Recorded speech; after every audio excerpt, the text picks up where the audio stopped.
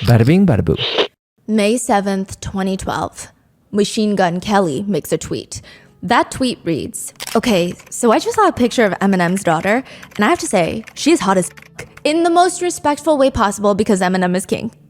The problem with this tweet at that point, in 2012, is that Eminem's daughter would have been 16 years old at the time.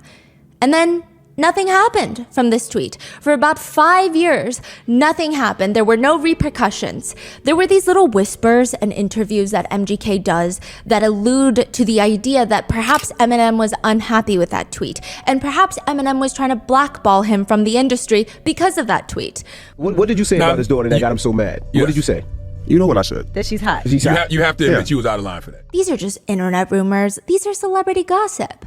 It's not until 2018 that it gets confirmed. These two do not like each other. In 2018, Machine Gun Kelly drops a song called Rap Devil. Now, this is very interesting because it's a play on words. If you guys know anything about Eminem's discography, one of his most famous, well-known songs, it's called Rap God. So for Machine Gun Kelly to drop Rap Devil, it's clearly a hit on Eminem. Once you read the lyrics, it gets even crazier. And these two start dropping diss tracks against each other. And we're not here to talk about MGK and Eminem. It's just that as they're releasing these diss tracks, there is one name that keeps popping up in all their songs. Diddy. Sean Diddy Combs. In Rap Devil, MGK raps about how he signed with Bad Boy Records, and the lyrics read, "Why are you claiming that I'm going to call Puff when you're the one that called Diddy? Then you went and called Jimmy." Jimmy is a guy that runs Interscope Records, which MGK is also part of. "They conferenced me in the morning, and they told me that you was mad about a tweet. You wanted me to say sorry? I swear to God, I didn't even believe him. Please say it's not so. The big bad bully of the rap game can't take a fucking joke." He's basically saying, hello world, Eminem was so mad for the past 6 years, so mad about this tweet from 6 years ago that he called both my record label bosses, Diddy, who owns Bad Boy Records, and Jimmy, who owns Interscope Records, to bitch about it. But that's crazy because he's the big bad wolf that can do anything, right? So he can do anything but take a joke? To which Eminem releases a diss track titled Killshot, where he makes many disses towards MGK, but again, we're not here to discuss that. We're here for Diddy. He makes a reference for Diddy in that song as well. The lyrics read, "But Kels, the day you put out a hit is the day Diddy admits that he put the hit out that got Pac killed." Eminem, in his song, whether he is serious or it's just creative liberty, he has just now accused Diddy of murder. But at the end of the song, Eminem says, "And I'm just playing, Diddy. You know I love you." Diddy never made a public statement about Eminem's lyrics, but sources that were close to Diddy said he was furious. He was pissed off.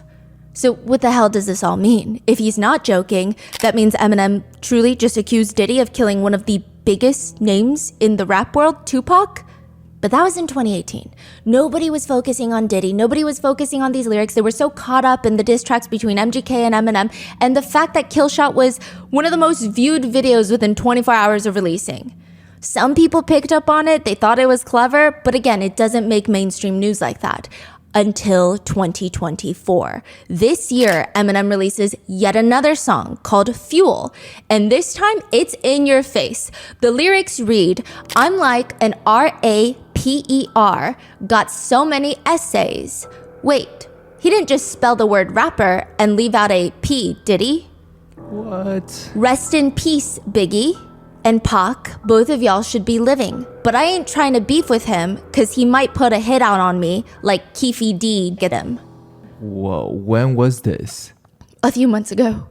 Now, in a 3.5-minute song where Eminem is rapping at an unhumanly fast speed, it might be hard to realize, especially if you don't know many of the people that he's referencing. I mean, the RAPER, that one is very obvious.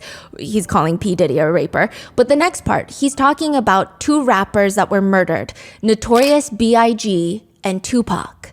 They were both related to Diddy. One he saw as his main competitor, and the other one he saw as this money-making machine for his label. And within 6 months of each other, both of them were murdered. There are new allegations surfacing that Diddy might be responsible for both, which a lot of people find it very easy to believe considering that Diddy has a past of people dying around him. This is part 3 of the Diddy case, where we cover the 13 deaths closely linked to Diddy and all the supposed evidence there might be linking him to those murders.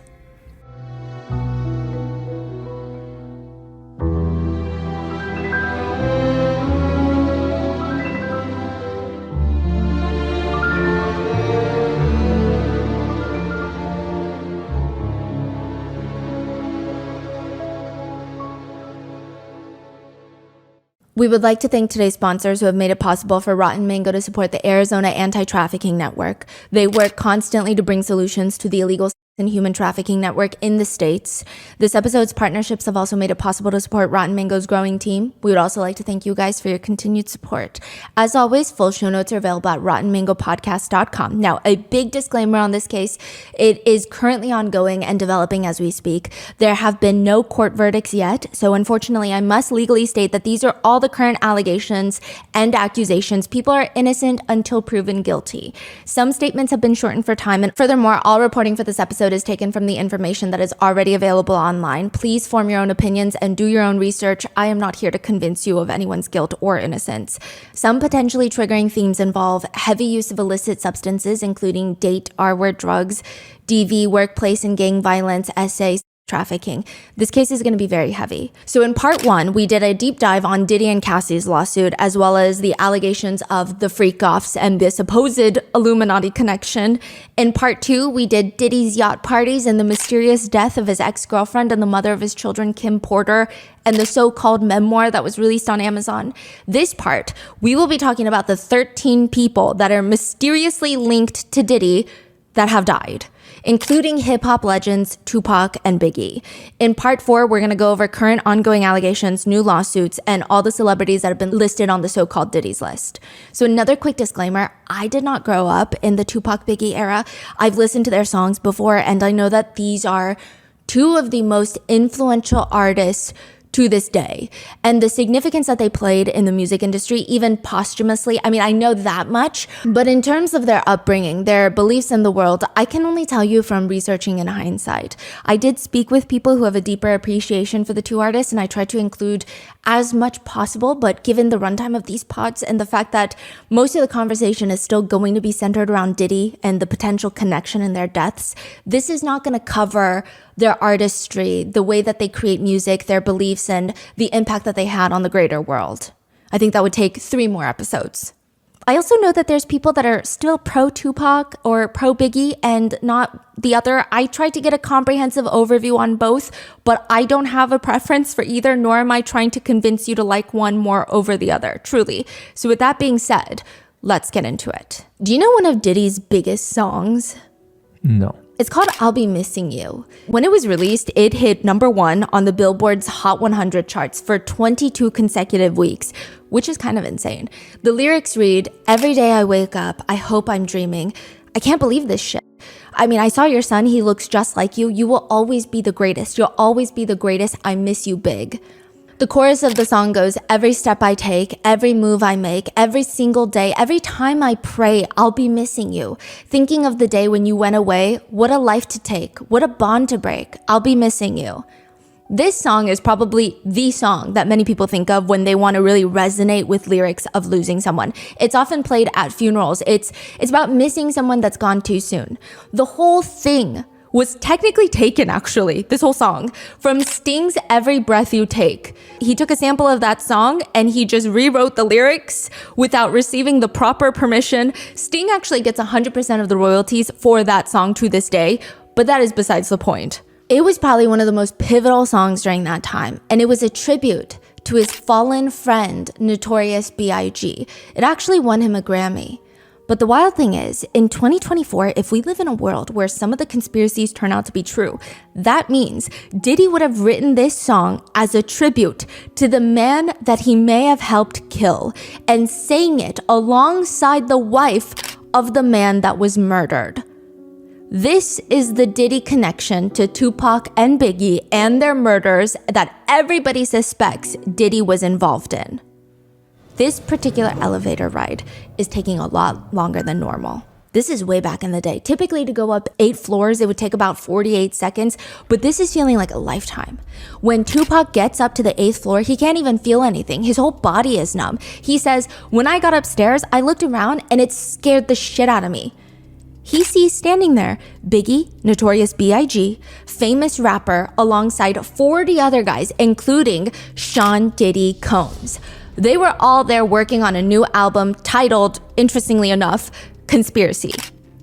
Then one of the guys there bursts out crying, "Oh my God, Pac, you have to sit down, you have to sit down." Tupac said, "I was feeling weird, like why do they want me to sit down?" It's like nobody wanted to approach him. He says, "I noticed that nobody would look at me. Diddy was standing back too, and I knew Diddy. He knew how much stuff I had done for his artist Biggie before he came out." Whatever was said, or rather not said in that room, would solidify everything. Because in that cramped room, Tupac is practically alone, having been shot 5 times. Twice in the head, twice in the groin, once in the hand. And he has a feeling that one or a few people in that room have something to do with it. He was shot in the lobby of a studio. He hides in the elevator, takes the elevator up to the 8th floor, and there's Biggie, Diddy, and all these other artists on the east side. He just got shot? Just got shot. He's bleeding out.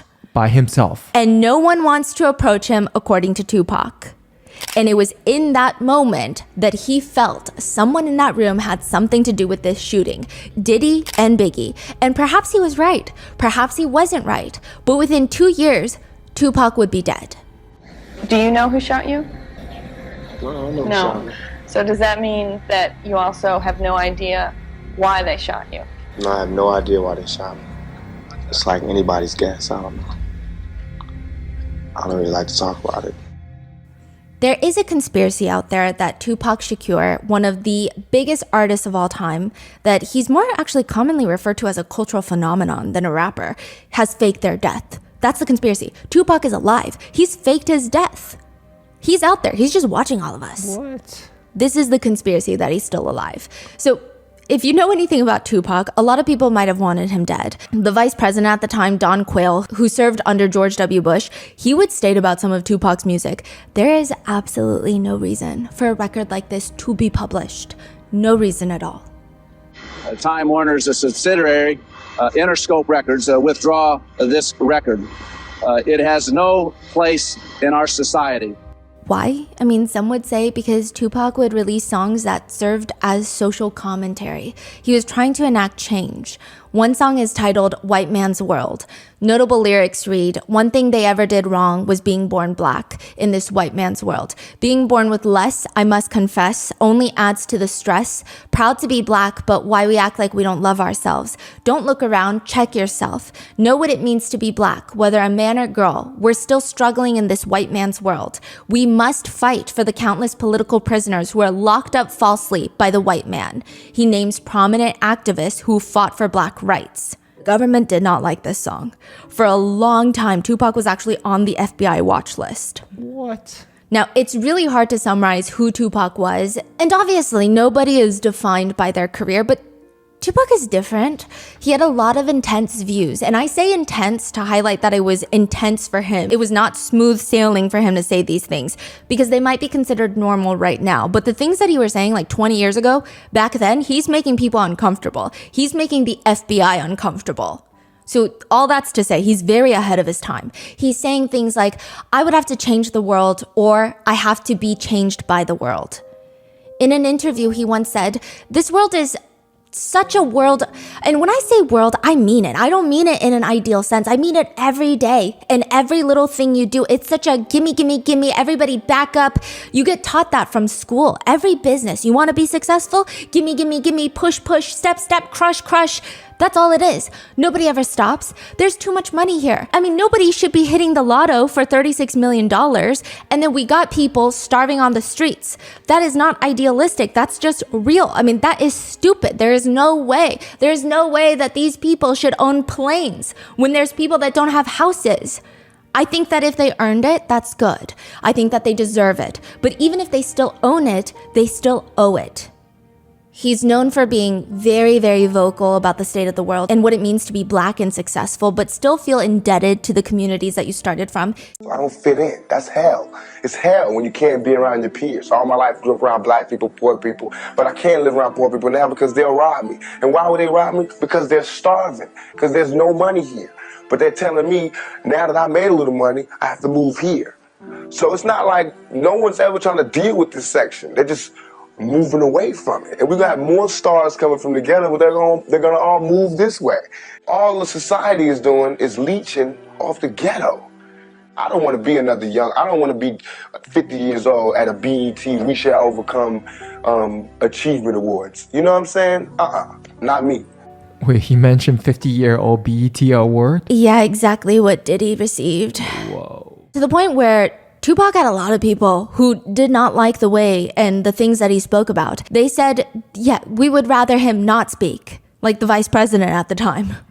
And he would say a lot of interesting things that I think ring true today. He would say things like, the government is the mob. Like, that's the mob. I want to read the books that Clinton is reading because he does the same shit that we do, that I do, but he doesn't get in trouble for it. He says, I think this country still runs on gangs. Republicans, Democrats, the police department, the FBI, the CIA, those are gangs. Even the correctional officers, which, side note, Tupac, he comes from like a line of activists. His mother was a prominent activist. She was part of the Panther 21, part of the larger Black Panther Party. Tupac was speaking at Black Panther Party rallies since he was 17. He's also had quite a notable personal life as well. I think a lot of younger people might know this part of him more than the activist part of him, which is sad, but you get it. He's been romantically linked with Jada Pinkett Smith. I believe they've known each other since high school days. I don't know if they dated per se, but they were really close. Jada Pinkett Smith liked to call them soulmates, and it was a whole thing. Wow. By the time that they were ready to date, allegedly, she was already dating Will Smith. He wrote about it in a book, talking about how he would never live up to Tupac. Because he's Tupac, and he's just the Fresh Prince of Bel-Air. Tupac was also linked to have dated Madonna briefly. The two of them kept it a secret. It was recently in the news because one of the breakup letters that he had written her before his passing, it went to auction for over $100,000, and it was this whole ordeal. Madonna tried to stop it. She's like, that's my private life. That's my romantic life. Why is that letter going up for auction? Who okayed this? Turns out her former personal assistant had gotten rid of a bunch of her stuff. This was included in that stuff.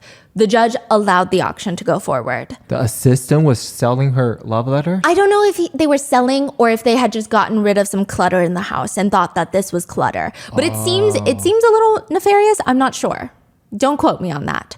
Now, side note, in an interview from jail, Tupac had nothing but amazing things to say about Madonna. He did some not so nice things to her, said some not so nice things to her because he felt like he was a big Black Panther type of guy and she's white.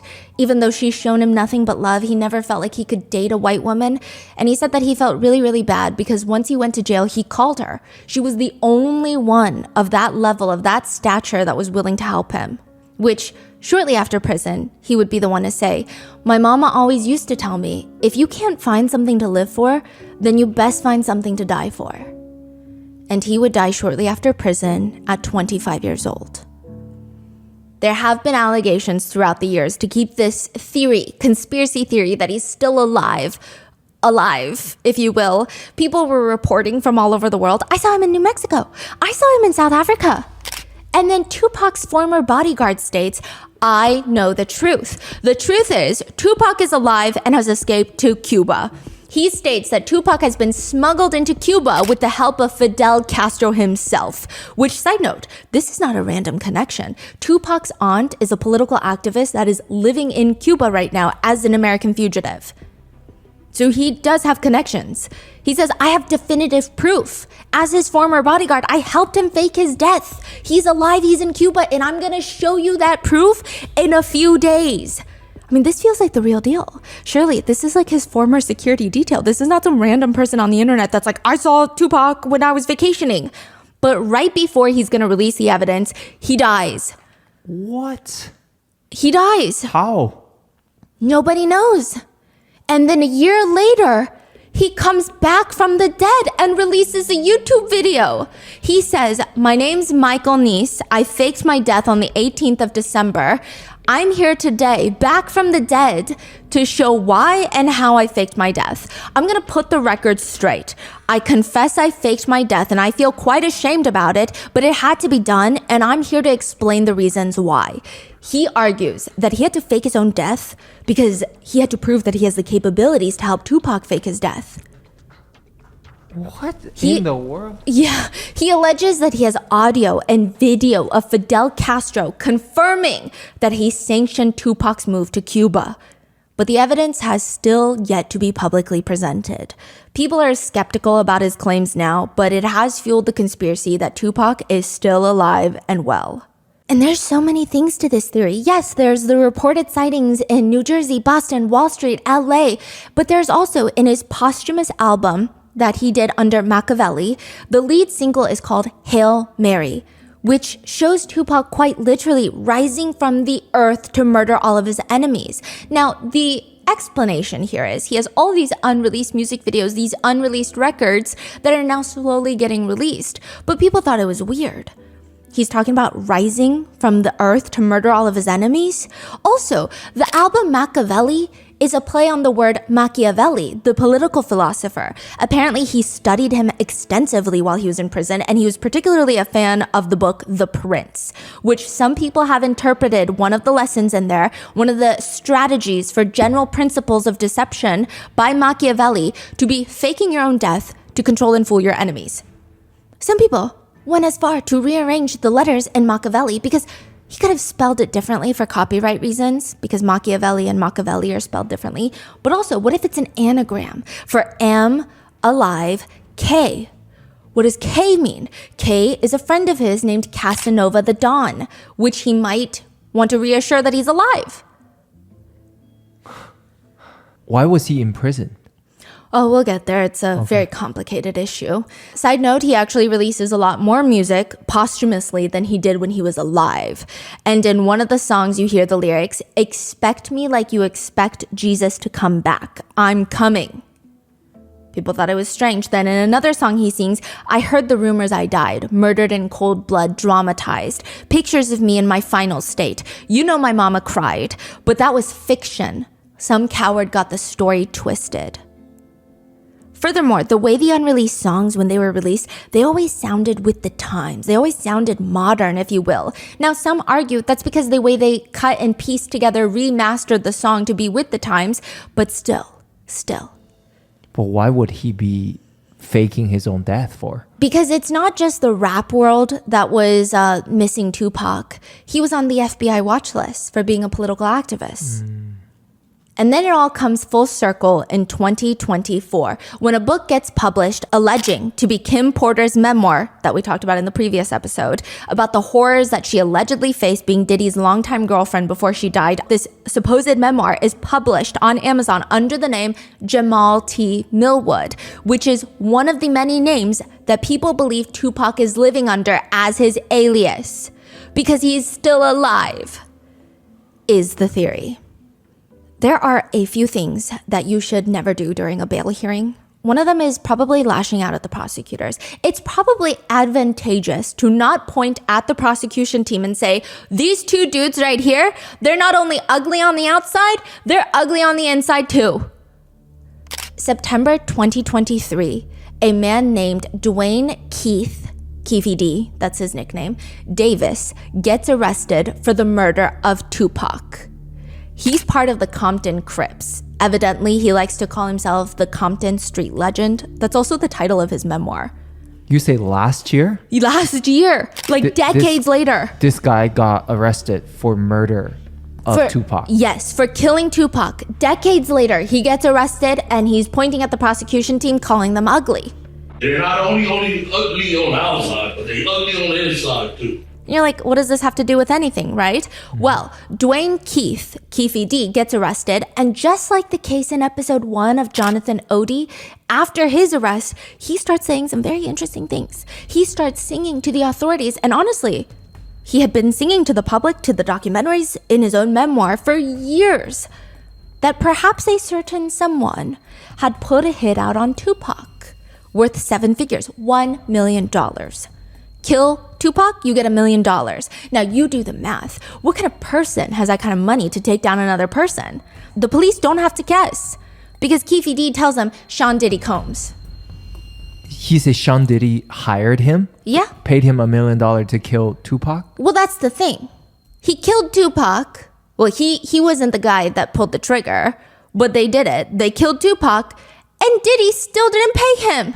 And he's very upset about that.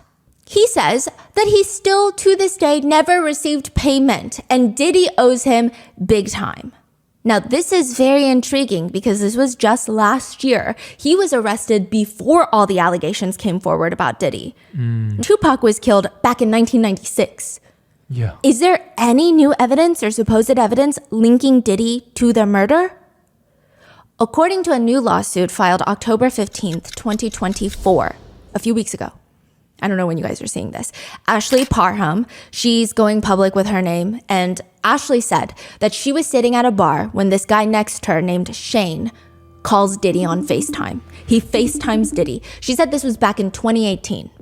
Now, this happened, according to her lawsuit, in 2018, but she is just now filing the lawsuit along with all the other victims.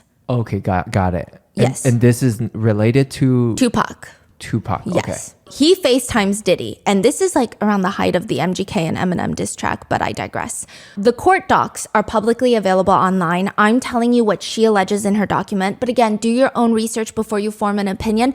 Everyone is innocent till proven guilty in the court of law.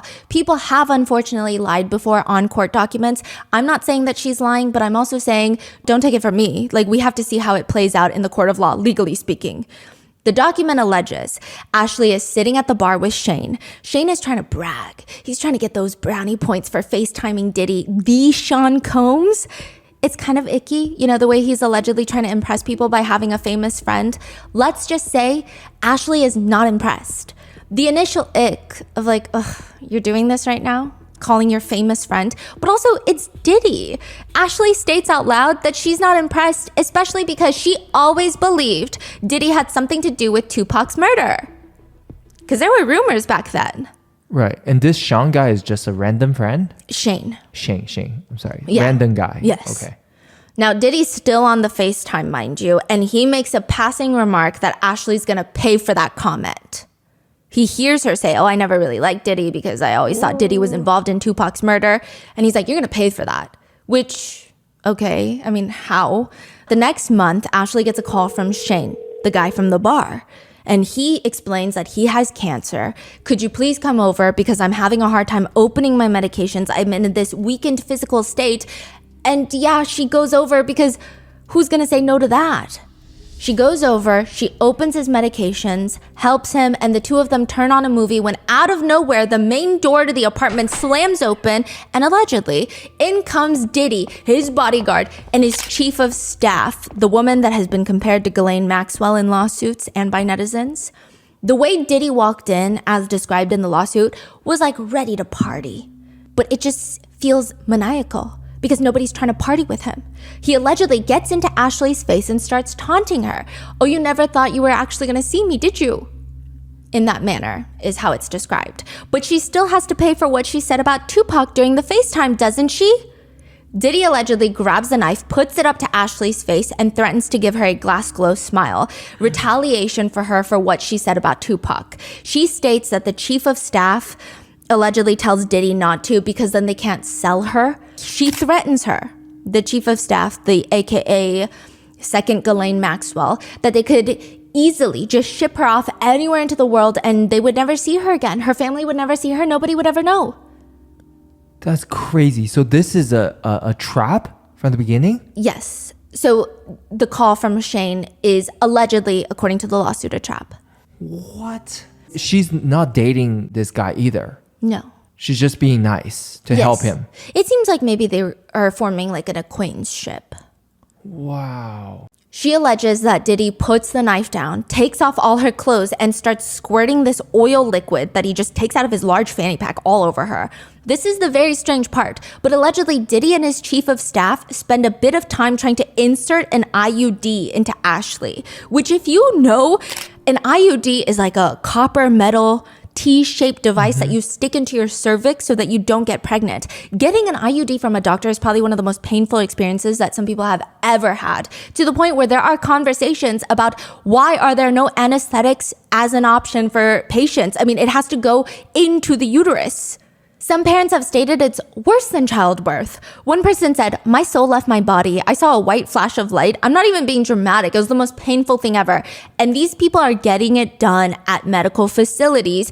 And these people allegedly trying to stick an IUD into her have presumably no medical experience. Eventually, they stop. The chief of staff, along with another one of the entourage, they leave. But there's still two other of Diddy's entourage there. So it's Shane, Diddy, and two of Diddy's entourage. 4 guys there that she had never met other than Shane. She's naked, she's terrified, and allegedly Diddy grabs a TV remote from nearby and violently essays her with it. While he's doing that, he's allegedly scathingly telling her that her life is in his hands. He could do whatever he wants to her. He could take her so that she's never seen again. The lawsuit alleges that she was already in pain from the IUD assault when Diddy throws her over onto her stomach and allegedly instructs Shane. Again, these are all allegations you can find online. I wasn't there to tell you definitively if this is how it happened and if this happened. Everyone is innocent until proven guilty, but these are quite specific allegations. Now, Ashley states in the lawsuit that Diddy tells Shane to put a pillow over her head. He's sick of her hearing her crying. The next instruction is Diddy tells Shane to allegedly essay Ashley anally. She states it was gang essay. First Shane, then Diddy, then John Doe 2, and John Doe 1. She doesn't even know the names of these people that were gang essaying her. John Doe 1, before he even essays her, she said that he grabbed a bunch of baby oil, gets it all over her, and gets on top of her to use her like some sort of, quote, slip and slide. But due to how big his allegedly enormous stature was, the wind gets knocked out of Ashley. And she noticed the whole time Diddy was recording the assault while self-pleasuring. She also notices someone's phone had fallen off near the bed. She tries to reach for it to call for help, but the massive amounts of baby oil everywhere, it slips out of her hands. To which the lawsuit alleges Diddy found this quite hilarious. He also kept commenting that he owned her now. Ashley, in her attempt to leave, somehow ends up in the backyard where they're all smoking. So after they're done, they just go to the backyard allegedly and smoke like nothing happened. Now, at this point, again, allegations, Diddy asks her in a very strange, probably even more terrifyingly friendly way, "Why haven't we partied together before? You're so much fun. I haven't had ass that tight in a while." One of the guy allegedly laughs and states, "Yeah, because you only have anal sex with men." Which everyone laughs, but Ashley, she does not entertain them. She tells them this was not partying, this was rape. Diddy allegedly did not like that. He offers her money and tries to convince her that she's a sex worker and that this was consensual. Ashley allegedly loses it, telling him that she's not a sex worker and she's going to the police. He threatens her that her whole family is going to be harmed if she does anything like that. She states that at this point, Diddy calls someone and that person picks up a FaceTime and they're outside of Ashley's sister's home. And then he allegedly does the most bizarre thing. He calls his own mom, Janice Combs, who allegedly starts yelling at Ashley that she's just like a sex worker, saying all these crazy things. She better not go to the police and hurt her son. But the craziest part is, a whole fight breaks out. One of the entourage essayers did not hear the comments that she had made about Tupac. And when she brought that up again, he pulls a gun out and points it at Diddy, allegedly. Because he's like, "You killed Tupac?" Wait, she mentioned that right now in that? Yes. And then one of the guys just pulled a gun out on Diddy. Yes. And Ashley alleges that she took the knife that she had been hiding to defend herself. Everyone starts running. A neighbor comes out to investigate. Shots are fired into the fence. Ashley grazes Diddy in the stomach with a knife. More shots are fired. Ashley and a neighbor are taking cover behind a car. They make it to shelter in another neighbor's house where they state they called the police. Ashley alleges that the sheriff came, but after taking her statement, they didn't call her an ambulance. They didn't take her to the hospital. They didn't even offer to help her to get her clothes or phone from Shane's residence. Eventually, Ashley goes home, unsure of what to do. She did spend the night at Shane's, which is a lot of thing that netizens have been pointing out. Like, if you were that scared, why did you stay? But of course, that's like a crazy question to ask, right? Now, eventually, Ashley goes home. She's unsure of what to do. The first call that she makes in regards to this appears to be a few days later. She calls her primary care doctor asking for an HIV and STD test. She just didn't think anyone would believe her if she called the police because they already called the police, according to her allegations, and they did nothing. Side note, I do see some netizens calling this story so intense that it almost feels over the top, right? But other netizens have been pointing to Lil Rod, which we covered his lawsuit in the last episode. He was a producer that worked with Sean Diddy Combs for his 2023 album, the Love album. And he talks about how he has a head of security that can make things go away because he has lots of connections to law enforcement. For example, we're going to talk about this in the next episode, but there was at one point in the recording studio, Diddy, Justin, and another guy allegedly, according to Little Rod, get into a fight. Diddy, Justin, and the other guy go to the restroom. Justin Combs, his son. Oh. Yeah, Diddy's son. They go into a restroom, shots get fired, and the guy ends up shot in the stomach. Now, this actually did happen, but Diddy and Justin allegedly told everyone, hey, just tell everyone we were on the other side of the studio and we weren't there. We don't know who shot him. And they never got investigated for it. And Lil Rod is alleging that it's because his head of security has a lot of law enforcement connections. A lot. Who knows? I'm not saying those two things are related. I'm just saying these are what netizens are bringing up when people are saying, I don't know, this lawsuit sounds really over the top, right?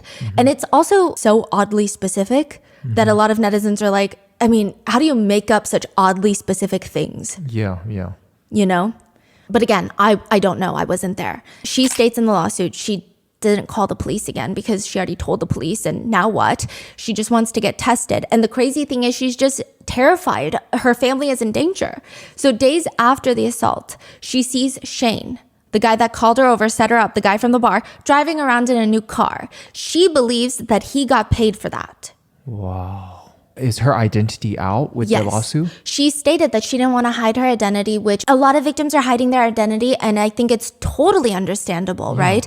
But I think she just really wants people to see that she's, you know, definitely a lot of netizens are saying it adds more water to her claims. More credibility, yes. It's not until a few weeks later that Ashley presumably feels brave enough to go somewhere about it. She goes and does an essay kit at the hospital, ultrasound, x-rays. She lost a substantial amount of weight in the past few weeks because of the trauma. The police are contacted once more at the hospital, but this time she doesn't name Diddy because she's scared. That's the part that makes her sound crazy. Like, oh, sure, yeah, an A-list billionaire did that to you? Sure. She names Shane. She says there's two other guys. She doesn't know their names. And she thinks in the lawsuit it's stated, she believes that the footage is likely somewhere on body cam footage for both police incidents. The day that it allegedly occurred and the day at the hospital. Even the day of the incident, it must be somewhere, right?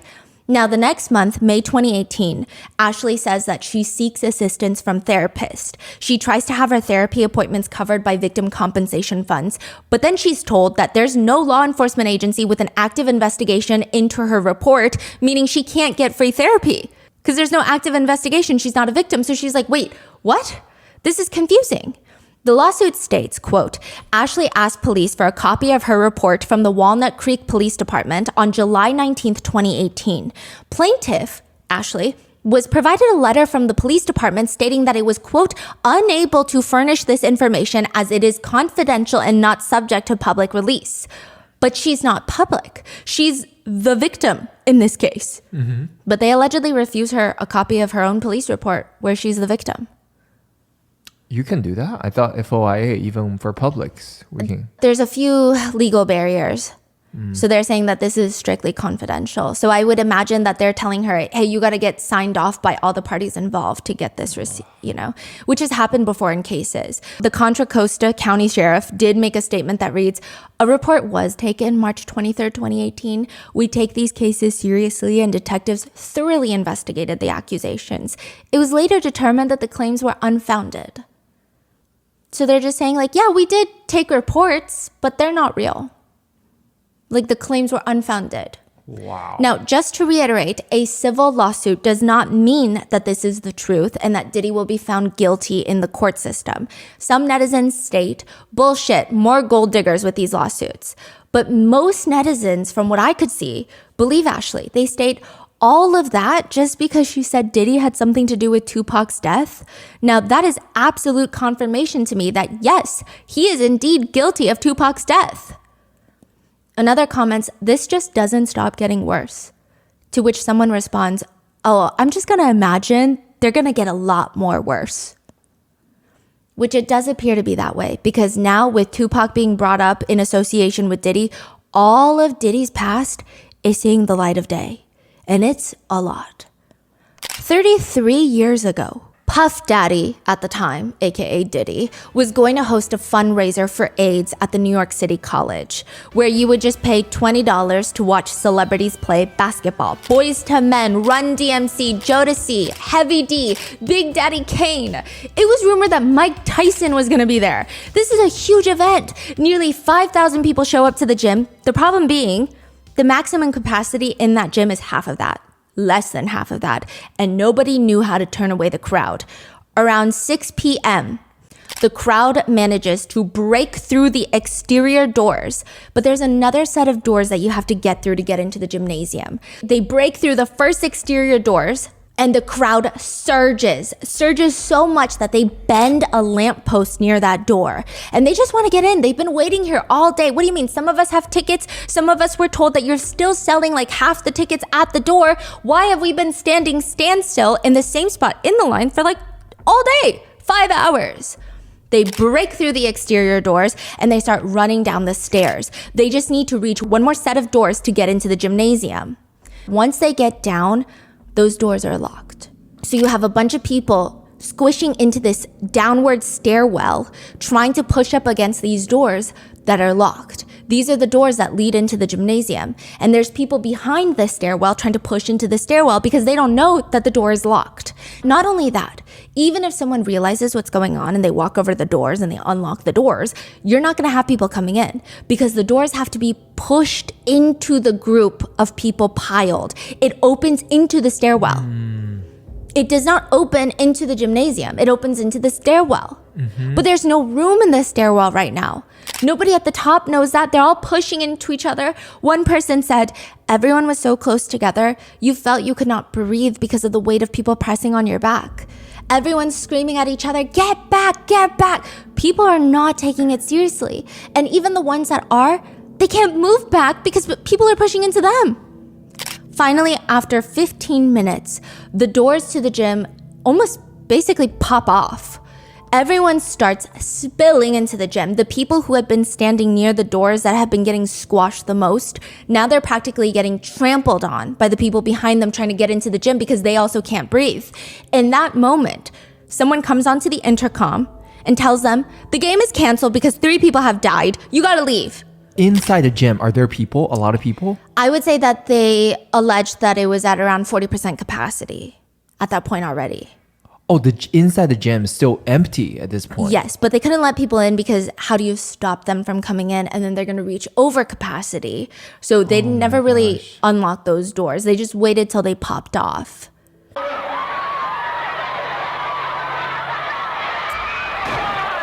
Which then they come on the intercom and say, hey guys, 3 people died, y'all need to go home, which ensues another round of pure panic because what do you mean 3 people died? How did they die? Some people know about the stairwell, some people don't. One person said, people started running, people are pushing each other down, people on the bottom were getting trampled, people jumped off the bleachers and were crushing each other. People are trying to leave through the same door that people had just been crushed in minutes ago, trying to go up the stairs now to leave. You could actually hear when somebody died because you would hear it. and then you wouldn't hear any more.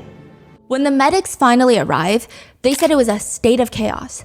One medic says, we had to break through the crowd when we reached downstairs. It's like an avalanche of people just trampling on top of each other. It was like a plane crash without a plane.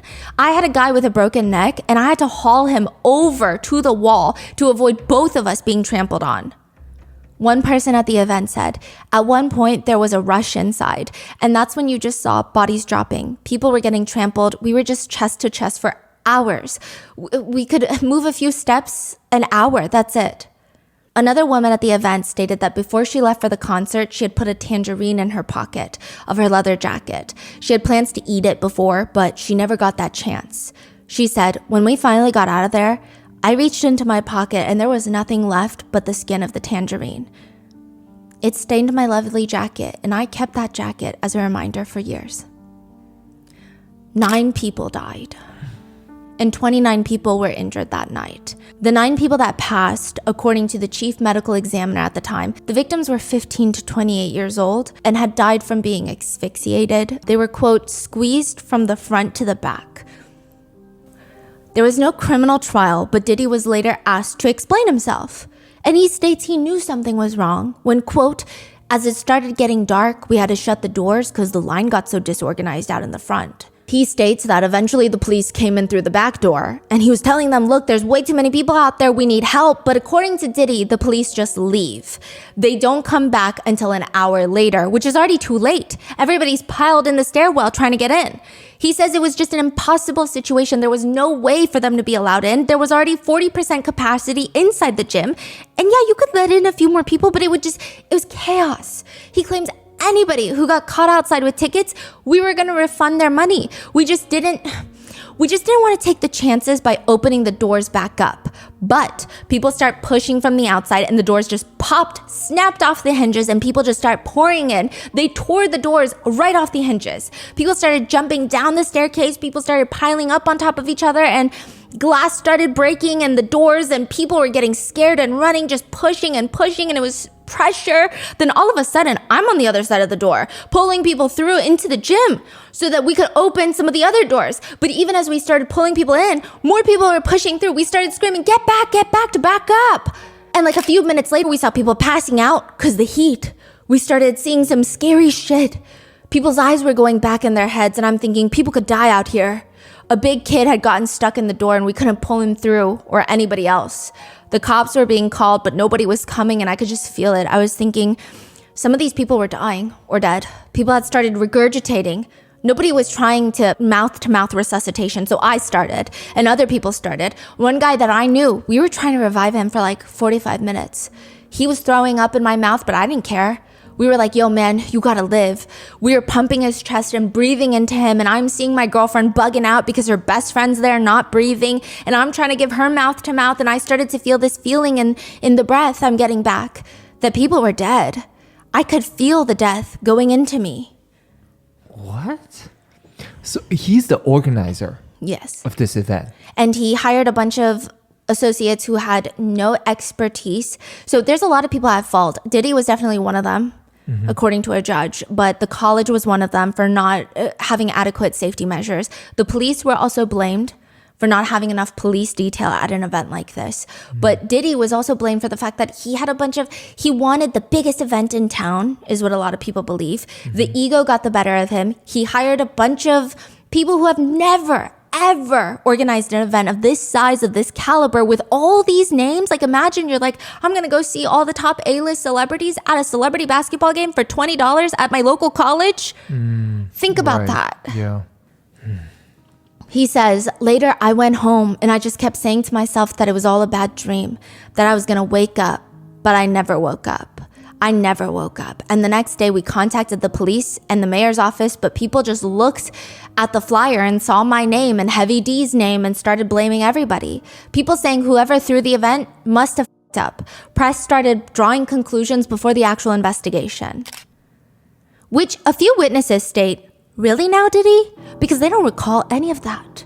One woman who thankfully made it out alive, she said she actually saw Diddy that night. She alleges, he walked right past me after there was that big rush inside the gym. He didn't seem concerned about what was going on. He just wanted to get his stuff and get out of there. I never got the sense of remorse or accountability. Just like, let me get my stuff and get out. Wait, what? How is he walking if there's so many people? So it's mainly people stuck in that stairwell. Just stuck. They can't, even with the doors, it's hard to pull them out. Because the doors were like popping out. They weren't all the way open. Okay, so everyone's jammed in this little stairwell, and he's like outside and just walking by. Yeah, and he's like, I'm gonna go home. Allegedly. I'm gonna leave here. Yeah, now. I'm gonna leave. Whoa. In fact, later in a 1993 cover for Vibe titled Puff Daddy, this is not a Puff piece. And I was just so confused. I didn't even know if this was real. It's real. He says, it wasn't the tickets that oversold, like people said. It wasn't the fire department's fault or the cops. It was just that overall, the Black community, there's a lack of self-love.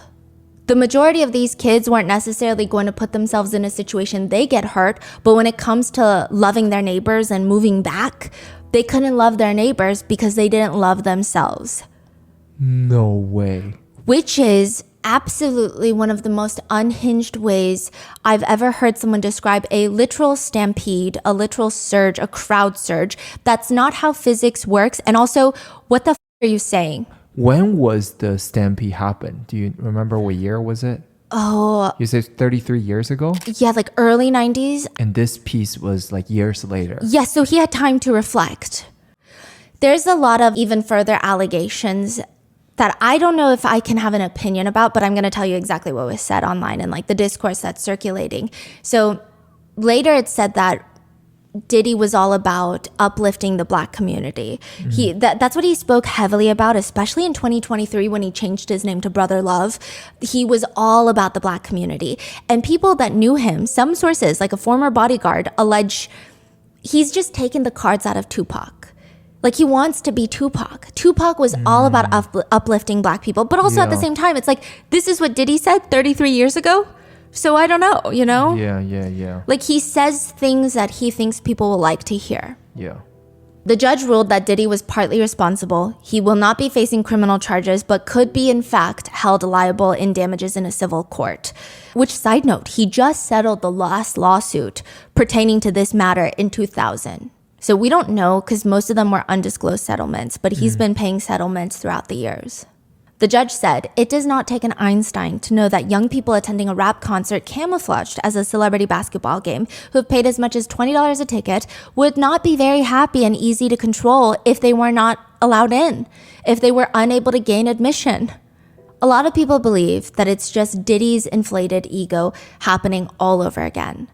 Now, side note, remember how this is allegedly an AIDS fundraiser? They promoted the event stating that it was going to help AIDS educational outreach program. Yeah. It's a questionable organization that is not a registered charity and is not known amongst anti-AIDS groups. So, and anti-AIDS groups meaning like they're trying to Help, yes. yeah.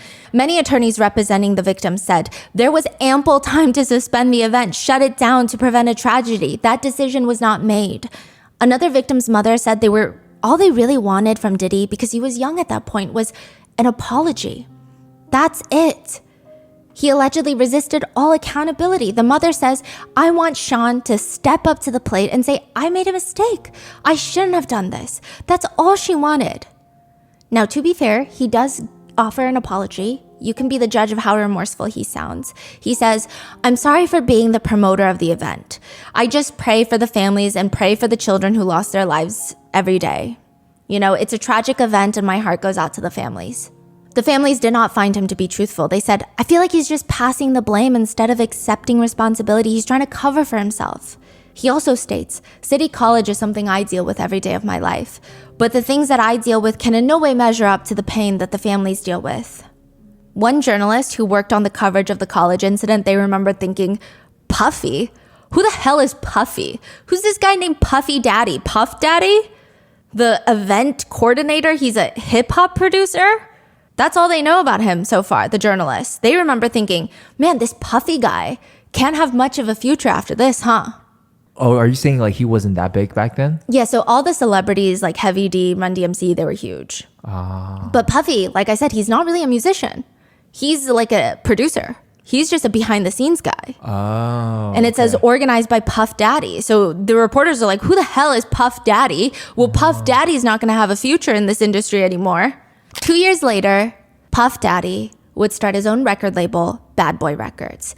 Within 4 years of opening, the label sold nearly $100 million worth of records. People said there's just something about Diddy. He just has this way of being able to convince people that whatever he's doing or wherever he is, that's where you want to be. That is the hot shit. He is a master marketer. I mean, that is, you have to give him that. Like, just to give you a quick example, he was working on promoting 2 of his artists, Big, B-I-G, and Mac. But he has to give a bunch of journalists their music to sample because this was before streaming. So he has to give them CDs, mixtapes. He has to give them photos if they want to reprint him in magazines. He has to provide original copies of photos. So he created this Big Mac sampler. It looked like the McDonald's Big Mac packaging. And he would put in all their mixtapes and he would call it the Big Mac. It's like a PR package. Yes, before PR packages really existed. So he was very creative in Very that. creative. Someone who worked really closely with him once said, Puff was my young warrior. I could send him into the jungle and he would bring back the lion's head every single time. The company sold over 500 million records, produced over 38 platinum albums, and won multiple Grammy Awards. That is Bad Boy Records. And it would be the start of the alleged boiled egg test.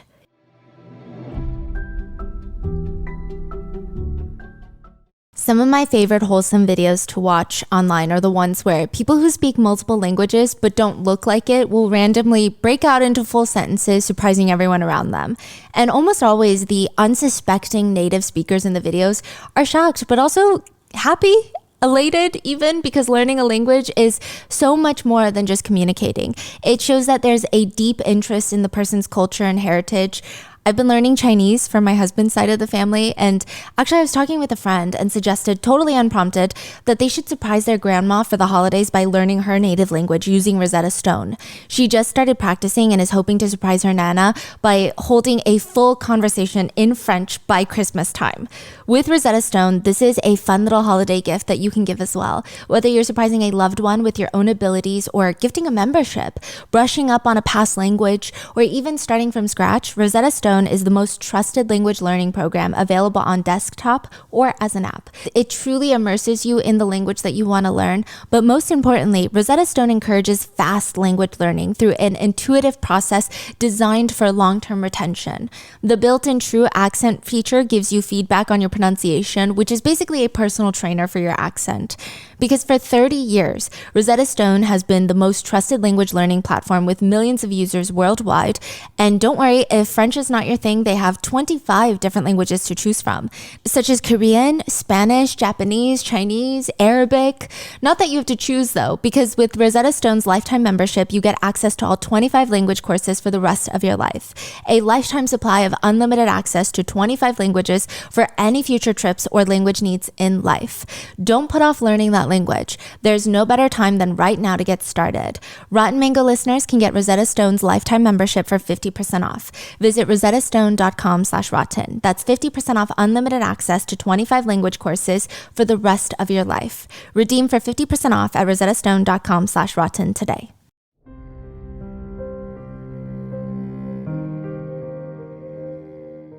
In a recent interview with Chris Cuomo, someone very, very familiar to Diddy was being interviewed by Chris.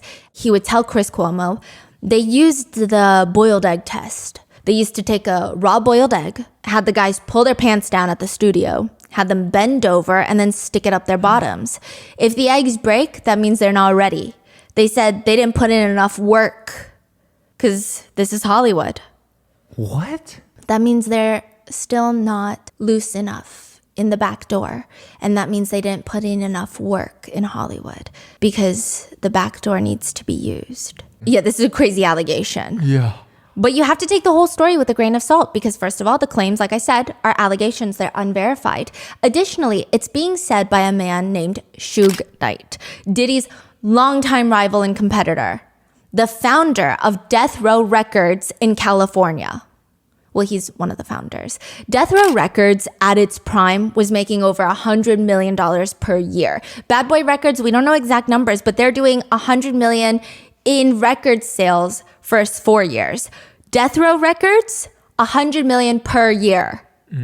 Are they still around or no? No, Snoop Dogg just rebought it because he was signed with Death Row Records. He was one of the most notable artists. So he's trying to revive it, but it did eventually go bankrupt, I believe. They had some of the biggest talent signed onto their label at their prime. They had Dr. Dre, who was a co-founder, but also releasing and producing his own music, Snoop Dogg, MC Hammer, Outlaws, and eventually they would go on to sign Tupac while he's in prison. But we'll get there. Tupac was Suge's biggest talent. I mean, not just in terms of size, but in terms of potential. It is well known that Tupac was a poetic genius. He was literally into poetry. He took poetry classes. He would write poetry for Jada Pinkett Smith, and then she would retell it on Instagram. It was like a whole thing.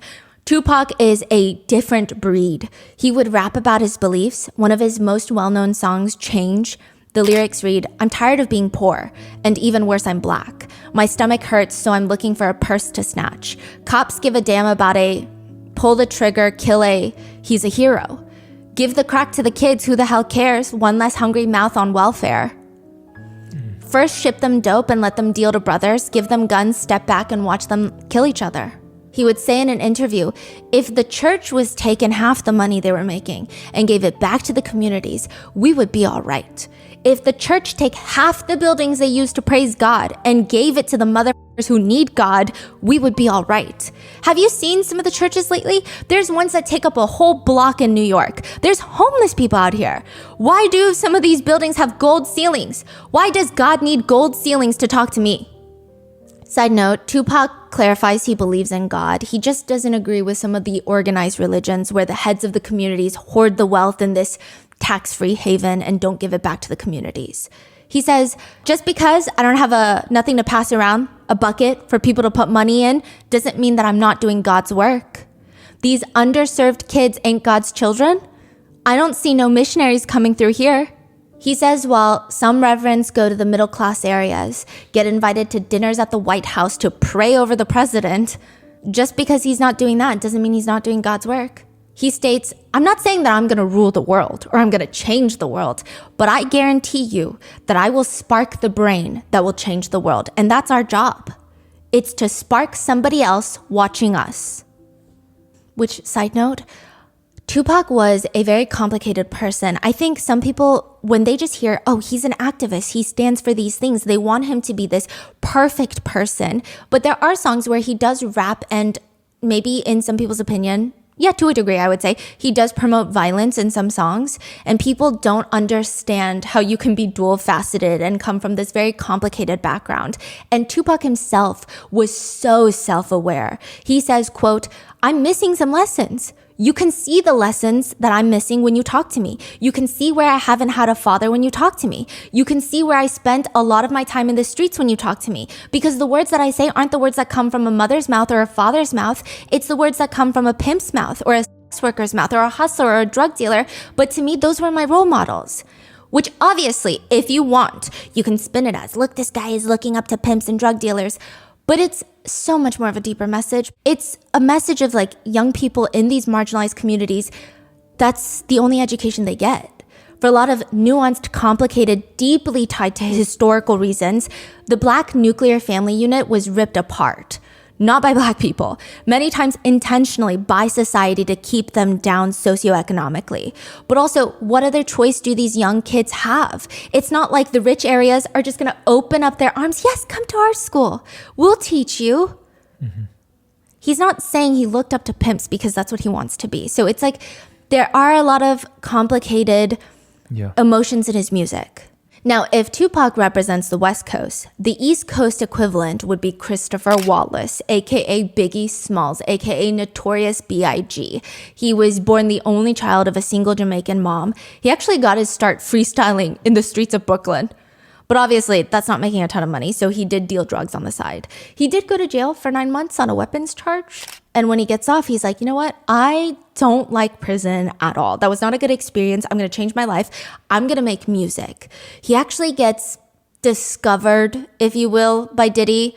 This is when Diddy didn't have his own record label. He's working with Uptown Records, remember? Before the Bad Boy. Yes, this is where he meets Kim Porter. Yes, he's working at Uptown Records. All the other executives, they freaking hate him. And Biggie gets signed with Uptown Records. And eventually he leaves Uptown to go with Bad Boy Records with Diddy. Diddy would say about Biggie, I mean, he just had so much melody in his voice. It was like he was rapping, but it was so catchy. It was almost like he was singing, and he was such a clever poet. The way he put his words together, the way he saw things, he saw things so vivid. If you sat and listened to a Biggie Smalls record in the dark, you would see a whole movie in front of you. And the most amazing thing is, Biggie never wrote down his lyrics. He'd sit and compose them in his head. Wow. Even one of his very first singles, it said that he recorded the entire track in one take. To give you context, some professional artists can take 20, sometimes 100, sometimes more, depending on how they're perfecting or improving. But one take is still insane. One person that they stated always does one takes is Bruno Mars. Like, one take is kind of crazy. Now, for the sake of being thorough, Biggie does have a very complicated personal life. Little Kim was also an icon in her own right. She was signed with Bad Boy Records. She was having an affair with Biggie. So Biggie eventually marries a woman named Faith Evans, famous singer, having an affair with Lil' Kim. It has been stated that he was very violent towards her in the relationship. Very violent. Little Kim? Yes. And potentially Faith Evans. And potentially any woman that he dated. Right. Tupac did serve 9 months in prison for first-degree sexual abuse. He was charged with, which is the more serious charge, but he was acquitted of the more serious charges and just found guilty of sexual abuse, which is not me trying to downplay it. But there is more discourse about Tupac's personal life. Why is that so? With Biggie's personal life, it seems like nobody really refutes the idea that he was violent with women. With Tupac's personal life, a lot of people think because of the time and because of how outspoken he was about racial inequalities and the fact that his parents and his aunt were all Black Panthers and the fact that he was already on the FBI watch list, a lot of people know that back in that time, there would be false convictions toward those people just to put them away, just to taint their image. Now, I'm not saying that that's true in this case. I'm just saying it has happened before during that time and probably even now. So a lot of people have a hard time who to trust, right? Yes. What do we really know? Yeah. Which is unfortunate because it's always believe the victims, right? But I think it just gets really complicated in this case. And again, I don't have that much information about this specific case of SA here, but there's just a lot of discourse and it would be difficult to not include that. A lot of netizens have argued that Tupac was set up for the charge. They state that Tupac was already under FBI surveillance and he was very politically outspoken. You're maintaining your innocence. Because I'm loud. I didn't shut up. But I didn't think they was going to take it this serious. Me keep talking out. I didn't think it was going to be a matter of life and death. He also maintained his claim of innocence, and previously he has only spoken highly of women in interviews. And most of the women that have known him, they've only spoken highly of how much he was a gentleman. He wrote a lot of songs for his mom. Like, it seems like he grew up with a lot of powerful women in his life. So some people say it just doesn't make sense. Again, I'm not agreeing with them or saying you should agree, but these are what the netizen discourse is. There was alleged evidence that could prove Tupac's innocence, but it was conveniently, quote unquote, lost by the prosecution, which of course only fueled the theories that he did not commit any sort of abuse. Now, do your own research. I'm just giving you a brief overview. The victim has still been outspoken of how this did happen to her. It's very complicated. It's very messy. And a lot of netizens have a lot of intense feelings about that case. So do your own research. Many believe, oh, for sure, Tupac and Biggie, they must hate each other because they're competition. East Coast, West Coast, they hate each other.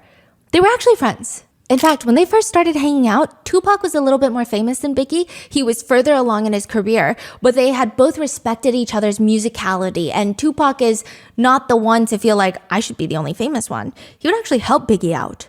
Biggie would crash on his couch when he was doing shows in LA. He would invite Biggie out to freestyle on stage together, which is a big deal because you're sharing your audience with him, right?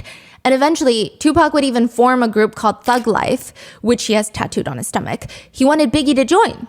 Biggie was like, I'm good. But again, they're still friendly about it. Diddy says Biggie loved Tupac to death. Tupac helped Biggie out when we were just getting off the ground. He would come and let us open his shows. A lot of people say Diddy was the third wheel in the relationship. Yeah, people said Diddy was fascinated by Tupac. He was fascinated with Biggie, but to him it seemed like Biggie was more of a money-making machine. This is his biggest artist on the label, and he's going to make him big so he can make money. But with Tupac, the way that it said that he was able to, quote, marry street credibility with mainstream appeal.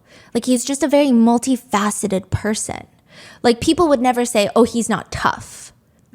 But also he stands and he's very open about his sensitivity, and he even talks about bringing out his feminine side. And so it's like just so multifaceted, and a lot of mainstream audiences liked him, which at this point hip hop was not really mainstream like it is today. So Diddy is like, I am just fascinated by this man. He would get his team to study Tupac's records, and honestly it seems from insider reports that Diddy wanted to be besties with Tupac.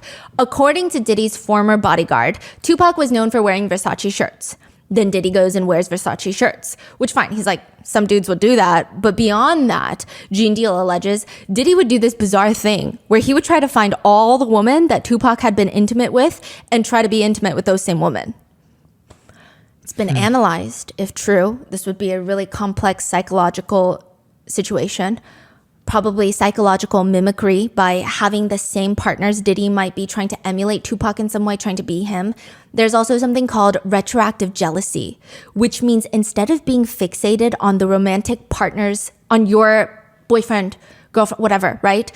Their sexual past, you're fixated on a competitor's romantic past, which is, it's like a thing. It's weird. And there's a sense of validation seeking. Okay, if these women are willing to sleep with Tupac, then they're willing to sleep with me, then I must be on the same level as Tupac, is the idea. Side note, Sarah Chapman, the mother of one of his children, one of Diddy's children, was actually a girlfriend of Tupac's, allegedly. That is weird. And allegedly, Kim Porter was a huge fan of Tupac. She actually wore a Tupac shirt on the red carpet with Diddy. This is after Tupac's passing? Oh, way after. This was like before her passing, like in the 2010s. Yeah. That is weird too. Weird. Yeah. Very strange. Some would say that Diddy was just obsessed with Tupac in every way possible, in a very creepy way, but the feeling was not mutual. In fact, quote, according to an insider, Pac did not have any kind of respect for Puff. To all of them, Puff was just a corny executive. I guess they had this mutual respect for one another until Tupac gets shot. 5 times. Tupac is in New York City when he gets a call to come work on a song in a recording studio. When he gets there with his entourage, he's got a whole group of people, he has a bodyguard, he sees people waving to him from the balcony from one of the rooms on top of the building. So he's about to walk into the lobby. He looks up and there's people on the balcony, Bad Boy Records artists. They're like, hey, come, stop by. Tupac gets inside. He's waiting for the elevator to take him up. It's a dead end. You know, it's like a small little studio. The only way out of the building now is through where he came from. But before he can step into the elevator, 2 gunmen approach demanding everyone to get down. Everyone gets down except Tupac. He said that he wasn't even trying to be tough. He just froze. Okay, everybody gets down but him. In fact, he's confused why everybody's getting down, like he's frozen. The gunman keeps screaming at him, give up your jewelry, about $40,000 in jewelry. Tupac, some say he's not having it. Some say he was frozen in shock. It's unclear, but they end up shooting him in the groin, then in the hand, twice in the head. The bullet does not penetrate his skull. Biggie, Diddy, and a few other bad boy artists had been there working on their upcoming album called Conspiracy. So he goes up afterwards because the police show up and the police hate him. He's been very anti-police and he's a very famous figure. So police and Tupac don't go well. So those 5 shots, though, are they trying to kill him? Like you say, there's 2 to the head and hand and... It's unclear. Technically, it was supposed to just be a robbery. But the shots to the head, that is... They were also like kicking him. It feels like there was a lot of hatred there. Right. And they must know who he is, too. Oh, yeah. And it was all planned because he arrives, he gets shot. Right. It's all planned, right? And my recollection of the story was I was shooting a video, the second half of Warning. So I saw him saying what's up to me, I'm about to get on the elevator, and he comes out shot. The shooting was carried out by someone that he is having trouble with, a former friend of his. His under associate decided to come at Tupac. But the problem is the Bad Boy Records artists were there. And Tupac felt like if something were to happen to Biggie in the West Coast, Tupac would know about it. He would get word. Like if someone is planning on robbing Biggie, Tupac would know. That's how small it is. The world is, this hip hop world. And they're that big. They're on top of the game, right? Right. He's saying, how am I in New York getting robbed, getting shot? Bad Boy is in the same building, and you're telling me not a single one of them knew that this was about to go down? Right. Like they must have their own security details or just their own members around to make sure they're safe even. Yes. So how do you not know there's people like ready to do this in the same building? On top of that, the guy that actually was involved in the incident, the alleged gunman, he was seen in Notorious B.I.G.'s music videos later. So it's like, not only did you kind of know, but like you probably still hung out with these people afterwards, which is just weird. Yeah. Now, some people think that Tupac was being over dramatic and that maybe Biggie didn't know. I will say, I don't know if Biggie knew. Most people say that Biggie didn't know. Most people say that Diddy knew though. Biggie genuinely liked Tupac is the vibe that people are saying. But he sees Biggie and he feels like Biggie is involved. After the shooting, Tupac gets sentenced for the SA charge, which, side note, after the shooting, the two were on weird terms, Tupac and Biggie. Some people would say, no, Biggie ran into the lobby with his gun to try and defend Tupac earlier. Like, it was crazy. Others would allege Biggie knew, but he didn't know what to do. Others confirm, I don't know about Biggie, but Diddy knew. Like, he was nodding, like he knew what was going on. Regardless, after healing from his wounds, I don't think Tupac had a lot of time to confront Biggie or even think about Biggie because his SA trial is going on in New York City. He even leaves the hospital against the advice of doctors to attend court. Ultimately, he does get convicted and is sentenced. Now, this is where it gets very, very messy. And what feels like the very, very soon after Tupac's sentencing, Biggie drops a song called Who Shot Ya? Some notable lyrics include East Coast motherfuckers, bad boy motherfuckers, who shot you? Separate the weak from the obsolete. Hard to creep them Brooklyn streets. Fuck all that bickering beef. One false move gets Swiss cheesed up. Fucking with B.I.G. it ain't safe. Big Papa smash fools, bash fools, everything around me, 2 Glock 9s. There's another line where he says, you rewind this, bad boys behind this. Get high motherfuckers, ready to die motherfuckers. You'll die slow but calm. Open your fucking mouth. Didn't I tell you, don't fuck with me? Which, like, why the hell would Biggie release that if he had nothing to do with Tupac's shooting and had no bad feelings towards him? According to Gene Deal, Diddy's bodyguard at the time, he believes that wasn't Biggie's choice. He's not the record label owner. He's an artist. He doesn't get a say.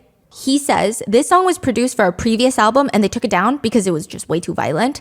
And Diddy thought that's the perfect time to release it. It's going to get so much attention, so many plays. This is from Gene Deal's perspective, allegedly, right? It's going to bring in so much money because it's starting this beef. Of course, I mean, look at what happened with Drake and Kendrick Lamar recently. Beef sells tapes. Yeah. He's such an opportunist too. Yes. This would be the misunderstanding that starts everything. Because Tupac didn't hate Biggie when he went to jail. He just felt like it was weird. He felt like Biggie must have known about it. It was weird, right? Now, Tupac is in prison. He hears from everyone. Biggie just released this track. He admitted that he shot you and was now like teasing you while you're in prison. In fact, while he's in prison, Biggie is out there bragging about all of it. These records and all this. It's crazy. This is what Tupac is being told. Naturally, Tupac feels betrayed. And while Tupac is in prison, Biggie takes over the hip hop world. Now, this is where things get interesting. He's in prison for like a year and a half, by the way. Some people think that Biggie had nothing to do with the shooting and again, had no idea that this song was going to go out, or he kind of greenlit it, not thinking it was going to be a big deal. However, it is not just the artists that are fighting. It's not just Tupac and Biggie that are fighting. Suge Knight, the owner of Death Row Records, that Tupac gets signed to in prison. So he's not signed with Suge Knight yet. He's signed with Interscope Records from earlier that MGK was signed with. Now, Suge wanted someone to compete with Biggie, and it had to be Tupac. He doesn't know anybody else. He's saying that Snoop Dogg, Dr. Dre, they're so talented, but there's something about, some people just have that musicality. They have that lyricism. It comes to them so naturally. Suge mainly does this because he likes money, let's be real. He likes his business and he wants to take over Bad Boy Records. He wants Death Row to be a monopoly. He's thinking of starting a Death Row East Coast to take over that side. And he might have a vendetta against Diddy as well. He says that he and Diddy were actually very cool with each other. Like they would pick each other up from the airport when they would visit the other coast, you know? And some people don't like, okay, I'm going to break it down. It's a little confusing. Back then, East Coast was the originator of hip hop, is how they like to claim. I don't know, okay? They state that this is where all the biggest hip hop artists were coming out of. Now, when there would be talented artists of West Coast, they felt frustrated that they're not getting attention because they're not from the East Coast. And sometimes the East Coast rappers would make fun of the West Coast rappers, like they're just wannabes. So there was always this competition, but they always tried to help each other. Suge would even offer Diddy and his crew protection when they came out to perform on the West Coast. There were a lot of groups of people, perhaps organized groups of people, that would use this music to represent everything that they stood for and what coast they stood for. You get it. So for years, out of the goodness of Suge's heart, he says, which take that as you will, because Suge Knight is in prison for manslaughter right now. So I don't know how much goodness he has in his heart. But he felt that once Diddy and Biggie got big, Diddy wanted to charge Suge Knight for everything, even though he helped him get big. Now, Suge Knight is like, hey, can you come to the West Coast to perform at a show? He's like, oh, I got to charge an appearance fee. And it's like, what about all the times that I helped you without charging you? Suddenly you want to act like you're not indebted to me at all? Is the feeling that Suge Knight has. Rightfully so or not, I don't know, but Suge Knight is pissed. He feels like Diddy owes him. To be completely transparent, Suge Knight is also known as a bully in the game. That's how he's described. Some people think that Diddy and Suge are cut from the same cloth. It's like comparing a terminal illness to a different kind of terminal illness. They're both cancers in society. They're both terrifying. Both are ruthless. Both get what they want no matter what. But other netizens argue two key differences. One, Suge Knight never pretends that he didn't do everything for himself. Like, you know who you're getting into bed with when you get into bed with Suge Knight. Whereas Diddy does so much PR to be brother love.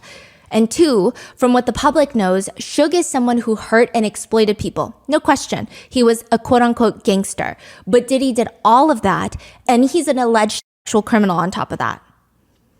Side note, Suge Knight has been arrested multiple times and charged with domestic violence, so keep that in your mind, but that's just what netizens have been stating. Now, Suge Knight signs Tupac in prison and pays a $1.5 million bail to get him out. That's another part of the conspiracy. People are like, why is his bail so high? Because usually people with these types of charges, he got convicted, he's appealing it, and he could get out on bail while the appeal is being, worked. Okay, because he's rich, no? Yeah, some people say that, but he wasn't that rich at the time. Oh. Yeah.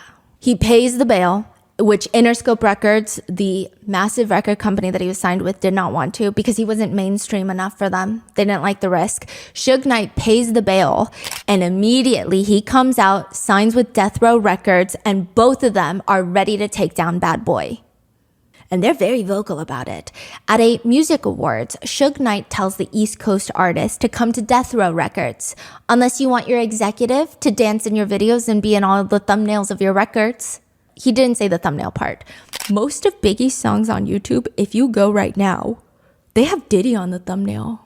Like, why does Notorious B.I.G.'s song called Nasty Girl? Why is the thumbnail two women whispering into Diddy's ear?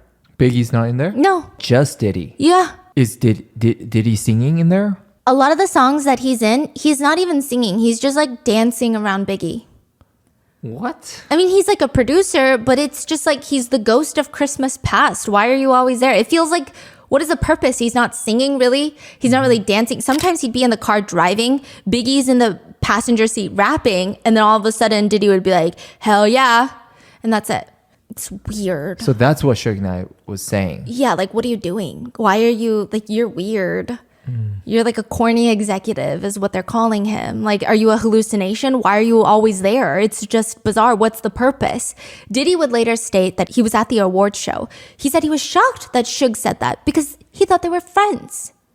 Regardless, the East Coast versus West Coast war, battle, if you will, was ignited. And really, without much of their own say, Tupac and Biggie become the faces of it. Tupac of the West Coast, Biggie of the East Coast. There are further allegations that Suge Knight might have been seeing one of Diddy's ex-girlfriends and the mother of his child, Justin Combs' mom, Misa Hilton. Do you remember from the last episode? Suge Knight was allegedly seeing Misa Hilton, and they have pictures of Suge Knight hanging out with not just Misa Hilton, but Diddy's son, Justin. And they wanted to run magazine ads with that picture and a caption to read, "The East Coast can't even take care of their own." Yeah, so it's getting really dirty really quick. Some state that Suge was actually protecting Misa from Diddy because others allege that Diddy was very violent with Misa. But like I said, Suge seems to be violent with women as well, or he has a record of being violent with women. And others state that Suge was just doing it to get back at Diddy. But after all of this, after Suge Knight publicly insults Bad Boy and Diddy, the next month, Suge Knight's friend, Jake Robles, is shot and killed at a party in Atlanta. Allegedly by Diddy's bodyguard, Anthony Wolf Jones, the one that was also at the Manhattan shooting with Jennifer Lopez. Same bodyguard. The bodyguard shot? That's the allegation. Other people are saying, no, it was a different guy. That's also Diddy's longtime friend.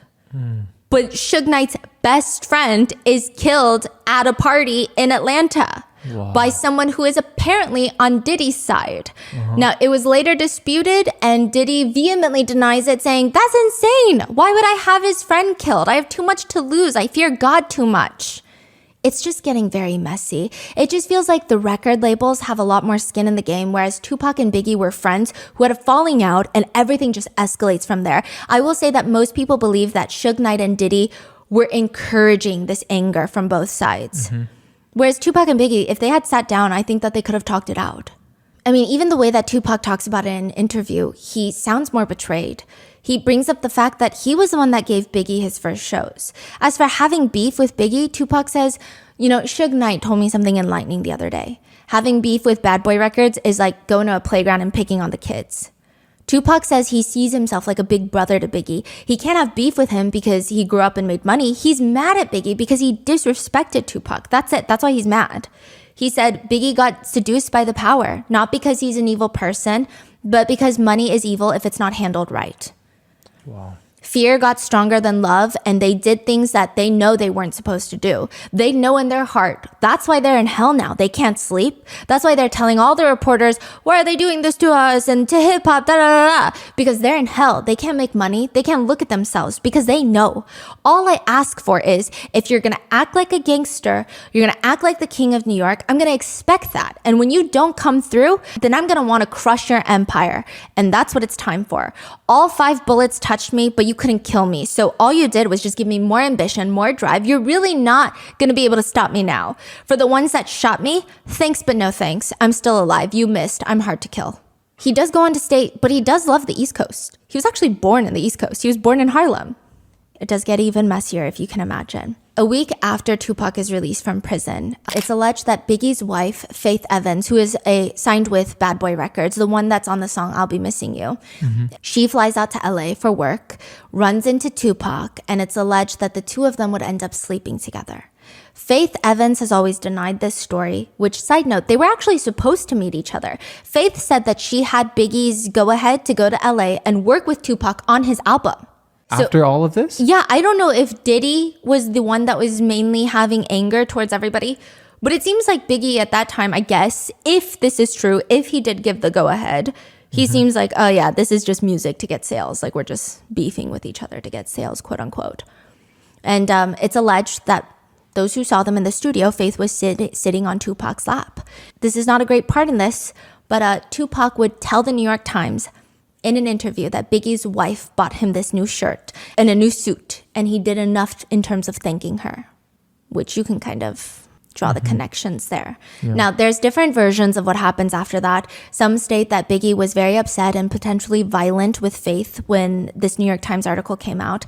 Others state that he understood Faith was put in this weird position because all of these rumors, and this is the West Coast just trying to with Biggie because of the song Who Shot You, and things just start escalating quicker and quicker. Very soon after that, Tupac releases his second album, All Eyes on Me. This album would actually outsell Biggie's previous album, making him the most successful rapper. Death Row Records was back on top after this release. There was a confrontation at a music awards show in LA, but thankfully nobody was injured. Guns were drawn. It's alleged that Biggie was confronted by Tupac and Suge, while Diddy just ran up out of there, which Biggie was allegedly upset with because what the hell was that? But Diddy allegedly told him, I can't be caught up in a gunplay. It's not good for business. After that, it seems like things calmed down. Things are getting better. At future events, Suge would just kind of side sweep all these comments about Diddy saying, look, there's nothing between Death Row and Bad Boy or me and Puff. Death Row sells volume, so how could Puffy be a threat to me or Bad Boy be a threat to Death Row?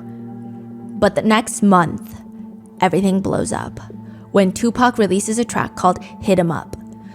It is one of the most well-known rap songs. It's a pretty scathing response to Biggie's song. Notable lyrics include, and it kicks off strong, I effed your bitch, you fat motherfucker. West Side, bad boy killers. You claim to be a player, but I fucked your wife. He also name drops Lil' Kim, who is notably a music icon in her own right, like I said, but also the alleged mistress in the relationship with Faith Evans and Biggie. He name drops her. There's also another play on words. Biggie has this very famous song called Player's Anthem, where he says, grab your dick if you love hip hop.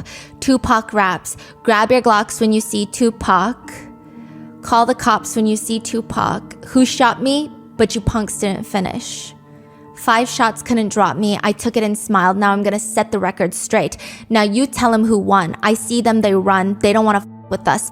Biggie, Bad Boy. As a staff, record label, and as a motherfucking crew. And if you wanna be down with Bad Boy, then f you too. West Side till we die. It is often referred to as, quote, the hardest diss track. Netizens have stated the diss tracks between Kendrick Lamar and Drake pale in comparison to the pure anger and betrayal that you can feel Tupac has. Some people say rightfully so, some people say it's misplaced, but again, it's just a song. To which Diddy does an interview about the song, and he tries to reason with the reporter that it's just gone too far. He says, if I'm gonna set a man up to get shot, which I would never do, I'm not gonna be in the country, I'm gonna be in Bolivia somewhere. He says, I hope that THUG life shit is really over, but on the real, if you're gonna be a motherfucking, you gotta live and die, you know what I'm saying? There ain't no jumping in and out of that THUG life. If that's what you choose to do, you're gonna go out like that. I'm not one. The only ones I know are dead or in jail or about to be. But now the public is even more invested in the situation between the two. Bad Boy Records employees even received death threats at this point, which one ex-employee says, I don't recall reading in the employee manual that dodging bullets was part of my job description. Tupac goes on to do an interview where he states he believes he knows the police know who shot him, but they're doing nothing about it. He says, I already know who shot me. Everybody knows who shot me. The police know who shot me. But that situation, what comes around goes around. I believe in karma. I believe in all of that. I'm not worried about it. They missed. I'm not worried about it unless they come back. And by some accounts, they do come back. September 7th, 1996, at the Mike Tyson-Bruce Seldon fight at the MGM Grand in Las Vegas, Tupac is shot 4 times in the streets of Vegas. He was sitting in the passenger seat of Suge Knight's car. Tupac allegedly had a previous run-in with the Crips gang at the casino. They had a brief fight. They're separated, pulled apart. Suge and Tupac are headed to this new club. They're driving. After this fight, they're driving away. Cadillac pulls up, and a gunman fires 14 shots into the car. Tupac is hit 4 times. Suge Knight is injured with a bullet fragment that hits him in the head, but he is not directly shot. 6 days later, Tupac dies from his injuries. He was only 25 years old.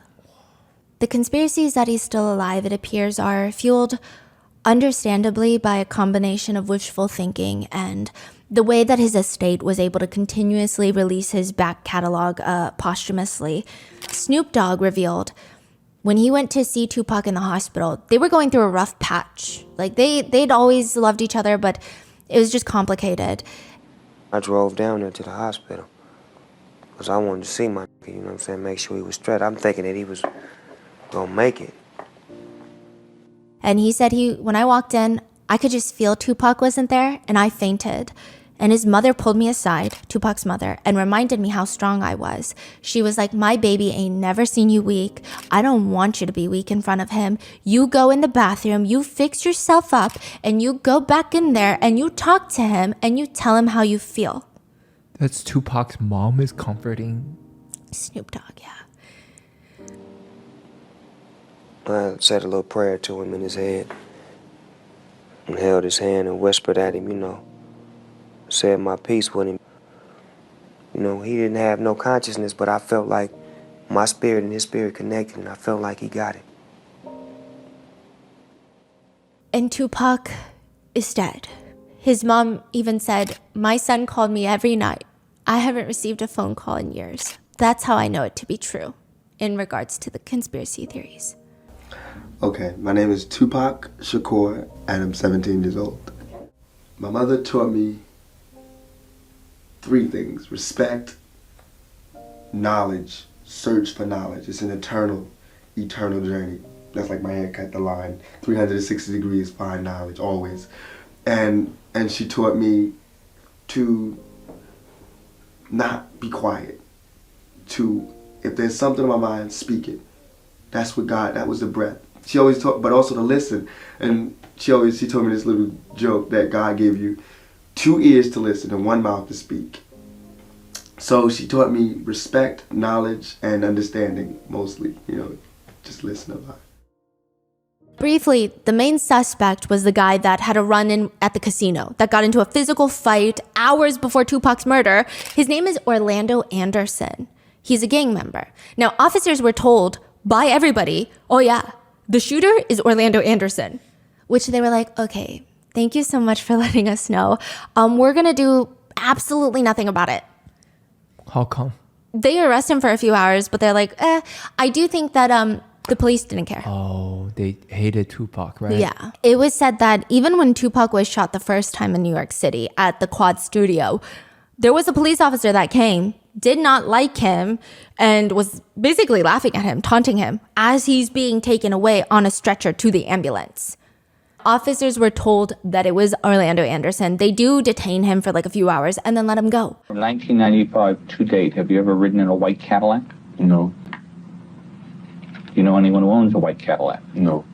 And they do nothing about it. It's just strange. For 2 years, they barely look into him to figure out if he's involved, which he likely was. And if he was he ordered or hired by someone else to do it? Because he's part of this gang, and it's known that he's not a high-level person in this gang. He's not just going to go rogue typically. So what is this? The authorities don't even pretend like they're interested. Instead, they wait it out. And then 2 years later, Orlando Anderson is dead. He's shot in a gang-related shootout that is unrelated to Tupac's death, but now he's dead. And one might presume, okay, put the dots together. That's so embarrassing, right? So the LVPD, the Las Vegas Police Department, said investigators have reason to believe that the altercation had no connection to the shooting. But people are like, what are you saying right now? That doesn't even make any sense. And they just keep pushing it off. Now, the death of Tupac would make the East versus West Coast rivalry reach its peak. There's a big reaction to this. I don't know if I want to call it, because there is actually a different conflict that's called by this, but some LA police have said it was the 10-day conflict, where it was gang shootouts nonstop between the rival gangs, because it feels like they took out your representative, I see. So there needs to be payback. There needs to be eye for an eye. Meanwhile, Diddy is very busy stating he has nothing to do with this. He says, we were shocked at first and we were hurt. It was like, damn, why did that have to happen? Then we were scared because we know how the media is. We're the ones that they're pointing their fingers to. Kept on talking about it. I don't have nothing to do with Tupac getting killed. Which is crazy, because in 2023, they're going to arrest someone who was allegedly in that car that gave the order that night. And he says, Keefe D says, Diddy was going to pay me $1 million to do it.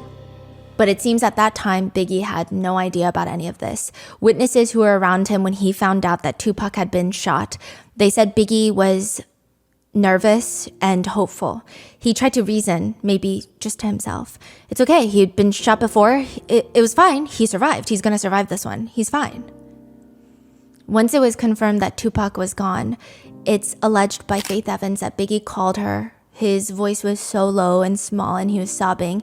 And he just kept saying, something ain't right, Faye. Shit got fucked up somewhere along the way, but that was my man. This is where things get stranger. 2 days after Tupac's death, Biggie gets arrested for marijuana possession. They do get out in a few days, but when they do, the car that the cops had taken in, it won't start anymore. So Biggie and his friend, they go over to a dealership to get a rental car. It's like this big old Chrysler white van because they have to drive all the way from New York City to New Jersey. They need a car. They rent this old van, and on the highway, they get into a large accident, causing Biggie to fracture his leg. The accident is bad enough that he had to be cut out of the van. They had to come cut him out. So for the next 2 months, he's in rehab. He finds faith, not his wife, but he finds God. I mean, I think the situation with Tupac, he's just trying to change his life. I think it's this feeling of waking up because what are we doing here? Like, I'm gonna die if I keep going down this route. Like, it was never that serious. What is happening right now? He had a cane that he needed to walk with, and he would just stay home or in the studio working on his next album. He was getting death threats every single day from the West Coast. And I'm not saying like West Coast as in Suge Knight, potentially, but like the ones that are sending death threats are like the gangs that resonate with Tupac. That's how real it is. I think somebody's trying to kill me. I'll be waking up paranoid. I'll be really scared. You know, you be seeing me? Scared to death. He's just working on his next album, Life After Death, which he's gonna die soon. This will actually be released after he dies. He named the album Life After Death? Oh, this is even creepier. His first album with Bad Boy Records is Ready to Die. Then his second album that's released after he's killed is Life After Death. But he started working on this album, naming it that name because of Tupac's death. No.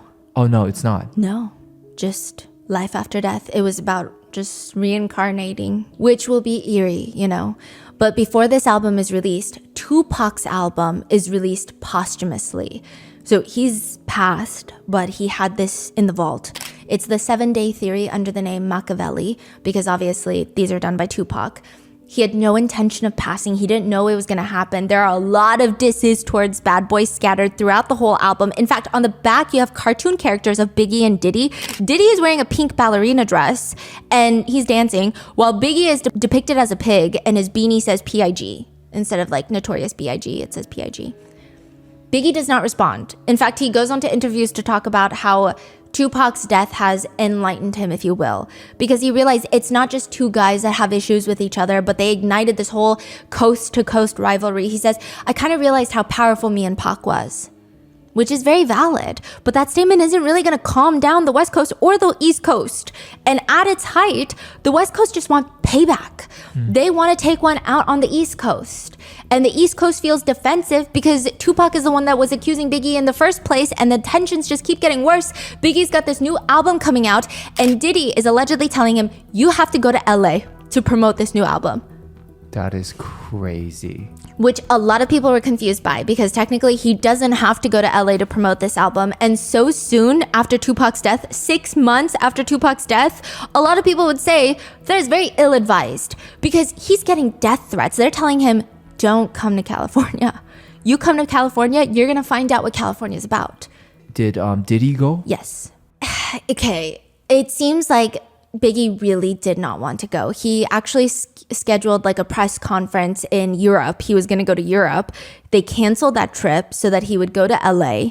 He didn't want to go to LA. He didn't even really want to go to Europe. He didn't want to be on a plane. He still has that leg injury. And Biggie's like a big dude is how Gene Deal describes him, and says sitting on a plane, even in first class, he's not going to be comfortable. Like, he doesn't want to travel. He doesn't want to be outside. It's just weird. So they end up doing all these meetings, these press tours, and then eventually one night, Diddy is like, hey, we got to go to a party. Biggie's like, I don't want to go to a party. I don't want to do any of these things. But for some reason... How do we know these exact details? Gene Deal, the former bodyguard, was Diddy's bodyguard the day he was there. He was holding Big's body when he died, Biggie's body. So that's his first person encounter. Okay. But still alleged, but first person encounter. The bodyguard, Gene Deal, says he was going to go ride with Biggie because the whole time, he said in LA, he was telling Diddy, we don't have enough protection for Biggie. Like, Biggie's the one getting all the threats. It's not really you, Diddy. Sorry, no offense. But like, we need more protection for Biggie. Yeah. But Gene Deal was specifically hired to protect Diddy. And he seems like the type of guy that's pretty punctual with his job. He's like, I like to dot my I's and, whatever, cross my T's. So he's like, I'm going to go in the car with Biggie on the way to the party. Because everybody knows we're going to that party. So I'm going to be in the car. And Diddy allegedly forced him, no, you're riding with me unless you never want a job again. He gets into Diddy's car. And he alleges that Diddy was riding very low, like he had popped his chair all the way down, which was weird. Wow. So this former bodyguard is basically, pointing fingers at Diddy without like actually saying that Diddy did it. Yes. So there's a mix of people. There are some people who think Diddy facilitated Biggie's death. Some people think he just knew it was going to happen and he just needed to make sure it wasn't him and he wasn't going to stop it. So they're traveling in separate cars. Diddy and Biggie are in separate cars. That is when, at a red light, similar to Tupac, Biggie is shot and killed. He is shot 4 times. That's big in there. That is big in there. Y'all get down. That is big in there. Somebody got shot. Y'all get down. That is big in there. Diddy's version of events is, so we're going out to the parking lot and my car's in front of his car. I make a right, he's right behind us, but not right behind us. We get to a light and we're waiting there for him. And then this car pulls up. Then we cross the light. As we're crossing the light, I hear shots ring out. I duck down. I'm thinking someone's shooting. And I've been at parties before where people do that, shoot in the air. And then somebody in the car looked back. Biggie's car had been hit. I jumped out the car while the car is moving. So I run towards the car and it's just him and his best friend. Everybody else had jumped out the car and ran. His best friend Damien is there. And I'm like, I'm here. And Biggie slouched over. And I'm trying to push him because he's real big and he got caught under the steering wheel. So me and Damien are trying to push him off. I'm yelling, where's the hospital? We're driving to the hospital. I'm talking to him, touching him. I'm not feeling nothing. And due to the fact that I've seen people actually die, seen that happen, I could kind of feel like it was death. It's like a feeling that you get. I can't really describe to you. It's not a gift that I'm proud of having. I was like, damn, I think he's dead. I'm saying it inside myself. So we get to the hospital, running lights, everything. We carrying him inside. And we were there for maybe like half an hour. Then doctors come and tell us the news. I was on my knees praying the whole time. I was just stuck. I couldn't understand. It gets worse though. I had Damien call Biggie's mother. And then in the middle of telling her, Damien breaks down. So I had to tell her. Who's Damien? Biggie's best friend that was in the car. Thankfully, alive. So I had to calm her down and try and get somebody over to the house. Biggie was just 24 years old. Tupac was 25. Diddy would talk frequently about Biggie's murder. He would say that dealing with the trauma and the stress really pushed him to release his debut album, No Way Out. He had always been more of a producer and executive until Biggie died, and then he released No Way Out with the song I'll Be Missing You, the tribute to Biggie. He says, I think I always feel some sort of responsibility because I'm in this thing with him. He was my artist. Diddy says after Biggie's murder, he had to channel Biggie's mother. He says, I saw the strength in Biggie's mother. If she isn't giving up, if she's not jumping off a bridge, she's having to get up and go to work, still take care of her kids. I've got to get myself together. Now, even back then, there were a lot of conspiracies of what happened. Some people believed face value. The East Coast had someone take out Tupac. So the West Coast retaliated and took out Biggie, right? But there were other conspiracies of what happened. The first being that Suge Knight took out his own artist, Tupac. Okay. Yeah. Why would he do that? The allegation being the record label owner of Death Row Records knew that Tupac was going to leave his label, start his own label, and had him killed. I know some people really believe in it. I don't know why. Like, I was reading through netizen theories. I just believe not that one for some reason. I'm not saying Suge Knight is a good person, right? But it seems like the connection that Tupac had to him and his rather lack of indifference for money and hoarding money, it just doesn't sound that accurate. There were a lot of convincing netizens that were like, I mean, Suge Knight's not a good guy. And honestly, Tupac would have been better off without Suge Knight. But they don't think that Suge Knight was the one that ordered that hit. They think it was Diddy or somebody else. Then there are a small group of people, there were brief allegations that the goal wasn't even to kill Tupac that night. It was to kill Suge Knight. He was the real target. The theory goes that Suge Knight's ex-wife and the former head of security of Death Row, I don't know if they had a thing, but the conspiracy goes that they had planned to kill Suge Knight so that they could take control over the label. Both have denied the accusation. It was just a floating theory. Most people believed that Diddy was involved. But then when Biggie died, it was confusing. The West Coast felt like, okay, maybe it's West Coast versus East Coast, something happened there. This is back then. But those close to Diddy said, we don't know if that's entirely true. They allege Notorious B.I.G. was planning on leaving Bad Boy. In fact, he had already hired attorneys and they were trying to get his publishing rights back from Diddy. Some even go on further to allege that Biggie did not like what Diddy did with all the Tupac stuff, releasing the song Who Shot You, like generating all this drama and then getting people killed. Like he didn't like that. He didn't like everything that was happening there, in which Diddy allegedly told Biggie's attorneys, I will never give up his publishing rights until I'm dead and my bones are crushed into powder. And I think it's true. I don't know specifically, but it seems like Tupac's family and his estate have been able to have more control over his legacy and have been able to continue that family line for Tupac. Whereas for Biggie's case, it seems like Diddy still has a lot of control of his estate. I don't know if he gave it up recently when he was saying he's giving all his publishing rights back, remember? Right before the Cassie lawsuit, he was like, I'm such a good person, I'm gonna give artists all their publishing rights back. Turned out to be a very sleazy move because he's asking all these artists, hey, you want your publishing rights back? Sign this crazy NDA where you can never speak about me publicly. Wow. But I don't know, maybe he took care of Biggie's family. I don't know. Like, I'm not Biggie's family. I don't know if they feel some type of way about him, but it just seems... They haven't spoken up, right? They have spoken up about like the video of him beating Cassie. What did they say? Biggie's mom said, if I see him, I want to slap him. Yeah, we'll get there. Now, according to some that knew the situation, said Biggie was absolutely going to leave Puff. I know for a fact because Biggie told me that.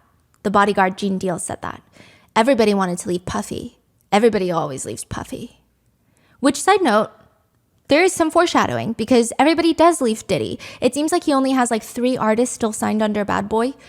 2 of them are his own sons. Even Machine Gun Kelly left him to start his own label.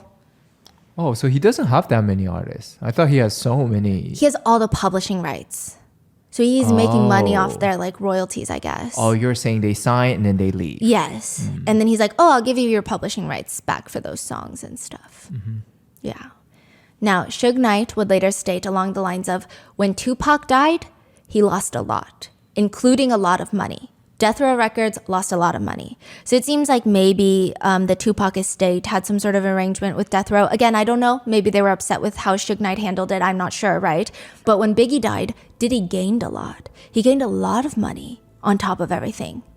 He gained sympathy. He had his new debut album. He had that tribute to Biggie. He has all of this. But to this day, Diddy has denied all conspiracies and allegations. About Tupac, Diddy says, Tupac was the biggest star hip-hop has ever seen, hands down. His charisma, his personality, his whole shit. He was loved. But when it came to a situation when you're in a war with somebody and you don't even want to fight the war, like, he was the worst. I was like, why do I have to be in a war with this motherfucker right here? This is crazy. It was unfair. Like, we ain't doing shit and we're getting accused of all this shit. We got motherfuckers making records about us, dissing us. He was later asked on The Breakfast Club, a podcast, about the situation with Tupac and how some people think he was involved. And he responds, and this whole thing is crazy. His whole demeanor changes. Throughout the interview, he's very animated with his hands, larger than life character. And then immediately when Tupac comes up, he's like a statue, like a Greek statue. Yeah, check this out. We don't talk about things that are nonsense. We don't even entertain nonsense, my brother. So we're not even going to go there, with all due respect. But very little movement. In fact, he takes a pen and he keeps pressing it into the side of his face. A lot of body language experts, which you guys know I'm usually not the biggest fan of, but they state that it's a way of him releasing tension. And he tells the host, look, check this out. We don't talk about things that are nonsense. We don't even entertain nonsense. So we're not even going to go there, with all due respect. I mean, I appreciate you as a journalist for asking, but it's nonsense. To which the comments read, I've only ever done 1 year of psychology classes and I can tell you something's not right. Another comment reads, his mannerisms and his refusal to answer questions about Tupac's murder clearly says he's guilty. And in that same podcast, they went on a whole rant about 50 Cent potentially being gay, which, like, don't even get me started on 50 Cent. 50 Cent will be included in the next episode. This man has hated Diddy for as long as anyone can remember. If there are no haters, 50 Cent is gone. Like, 50 Cent is Diddy's #1 hater. And they spent so long talking about it. There, at one point, Diddy's like, no, 50 loves me. And everyone's like, no, he doesn't. He does not love you. He doesn't like you. And he's like, oh, okay. Like, they spend so long talking about all this nonsense But then now you're saying, oh, that Tupac thing where I would, if I were innocent, I would try to claim my innocence. I suddenly don't want to talk about nonsense. I'm so serious. He also rants during his first Rolling Stone cover that he got because of the success of his tribute songs to Biggie. He says, I wanted to talk about the success that I had, the moves I made for Black culture, things like that. But this is what you want to talk about? Like Tupac and Biggie? I'm not mad at you. This is what the readers want to hear, but it's up. I've gotten my fame through tragedies. That's not pleasant for me. I'm even more popular now because of the tragedy of Biggie. Not popular in a good way. Which this seems to be a trend. About the college crush incident, he says along the lines of, it's not fair that everyone will remember me by the 9 people that died, no matter how many platinums I sold. I'll always be known for that incident. What? Which is crazy. But would Diddy really do all of this for fame and money? I mean, murder and conspiracy to commit murder are extreme crimes. I guess we'll only know if it's discussed in court, but one who allegedly knew Diddy says, that guy was all about himself. All he cares about is power and this odd, strange, deep desire to remain famous. He loves having his photo taken. He loves showing off his extravagant life. He wants to keep Diddy at the top. Being part of his company is like a circus, and he's the ringmaster. The main reason he's such a superstar is because all he thinks about is Diddy. From the minute he wakes up until the minute he goes to bed, Diddy's hobby is Diddy. One insider source says, everyone always chalked it up to him being a creative genius when it came to his obsession with controlling things, but he just really had a thing for fame, okay? They nicknamed him at Bad Boy Records Notorious VIP because he always wanted to be treated like a VIP. Life After Death, Biggie's album, came out after Biggie passed. Diddy's debut album came out after Biggie passed. And it was this debate of who's going to be on Rolling Stone, according to the former bodyguard, Gene Deal. Everyone was saying, it's got to be Biggie. It's got to be Biggie. Like, this is his legacy. This is to remember him. And allegedly, Diddy said, no, he's dead. I need to be on the cover of Rolling Stone. The conspiracy now, this is a conspiracy. Nothing about this information is verified. It could have been made up by some guy in a bunker eating Pringles and drunk out of his mind. So please do your own research. I have no intention of convincing anyone. But the conspiracy that is widely available online is that, allegedly, Diddy put a hit out on Tupac.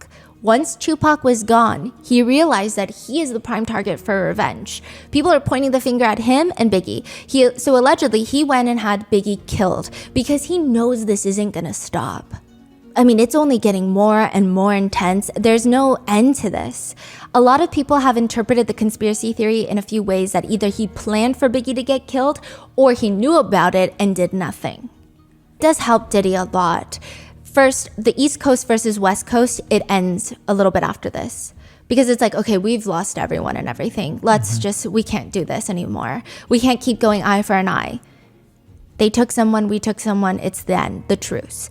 2, instead of being the guy that might have been involved with a murder, he becomes the guy that lost so much. He lost his best friend. He lost so much in this rivalry. It's alleged that Biggie wanted to leave and take his publishing rights. This way, he likely could have held on to it for much longer. And some people actually take it far past that and say they actually connect Kim Porter's death to this Biggie conspiracy. And they say after Biggie, Diddy's stardom and the trajectory of his life completely skyrocketed. Because of the tribute, all of this, people saw him in a certain light. He was very marketable.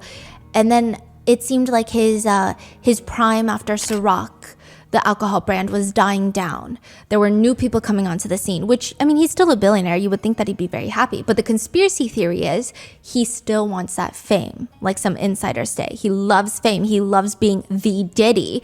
And so after Kim's passing, perhaps it was another way to reinvent himself. Because his next album after Kim's passing, there's a lot of tributes to Kim Porter, and he changes his name to Brother Love. So my new name is Love, a.k.a. Brother Love.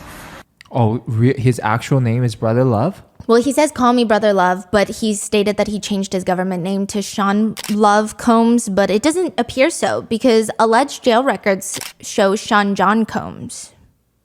But people are saying perhaps he, again, a conspiracy, had something to do with Kim Porter's death because he wanted this another reinvigorated stage of his life. Because nobody was really talking about Diddy. Yeah. He just like existed. He's like a billionaire mogul, but no one's like, oh my gosh, new music. He is Oh, the A-lister. Right. Just a conspiracy. Gene Deal alleges that he once heard Diddy say, I'm a businessman. I'm about making money, but something's got to change. I don't care if Pac got to die. I don't care if Big got to die or if Suge Knight got to go to jail. This was during the East Coast, West Coast rivalry.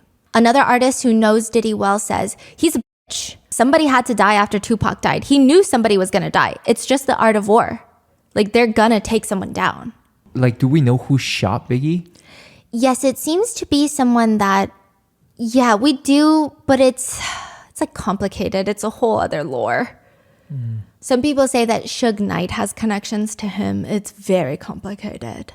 I don't know what the investigators were doing on both these cases. It's unlikely that they were doing their jobs, but what I do know is allegedly Keefe D took a deal in 2009 in LA. Keefe D is the one that was arrested last year for Tupac's murder.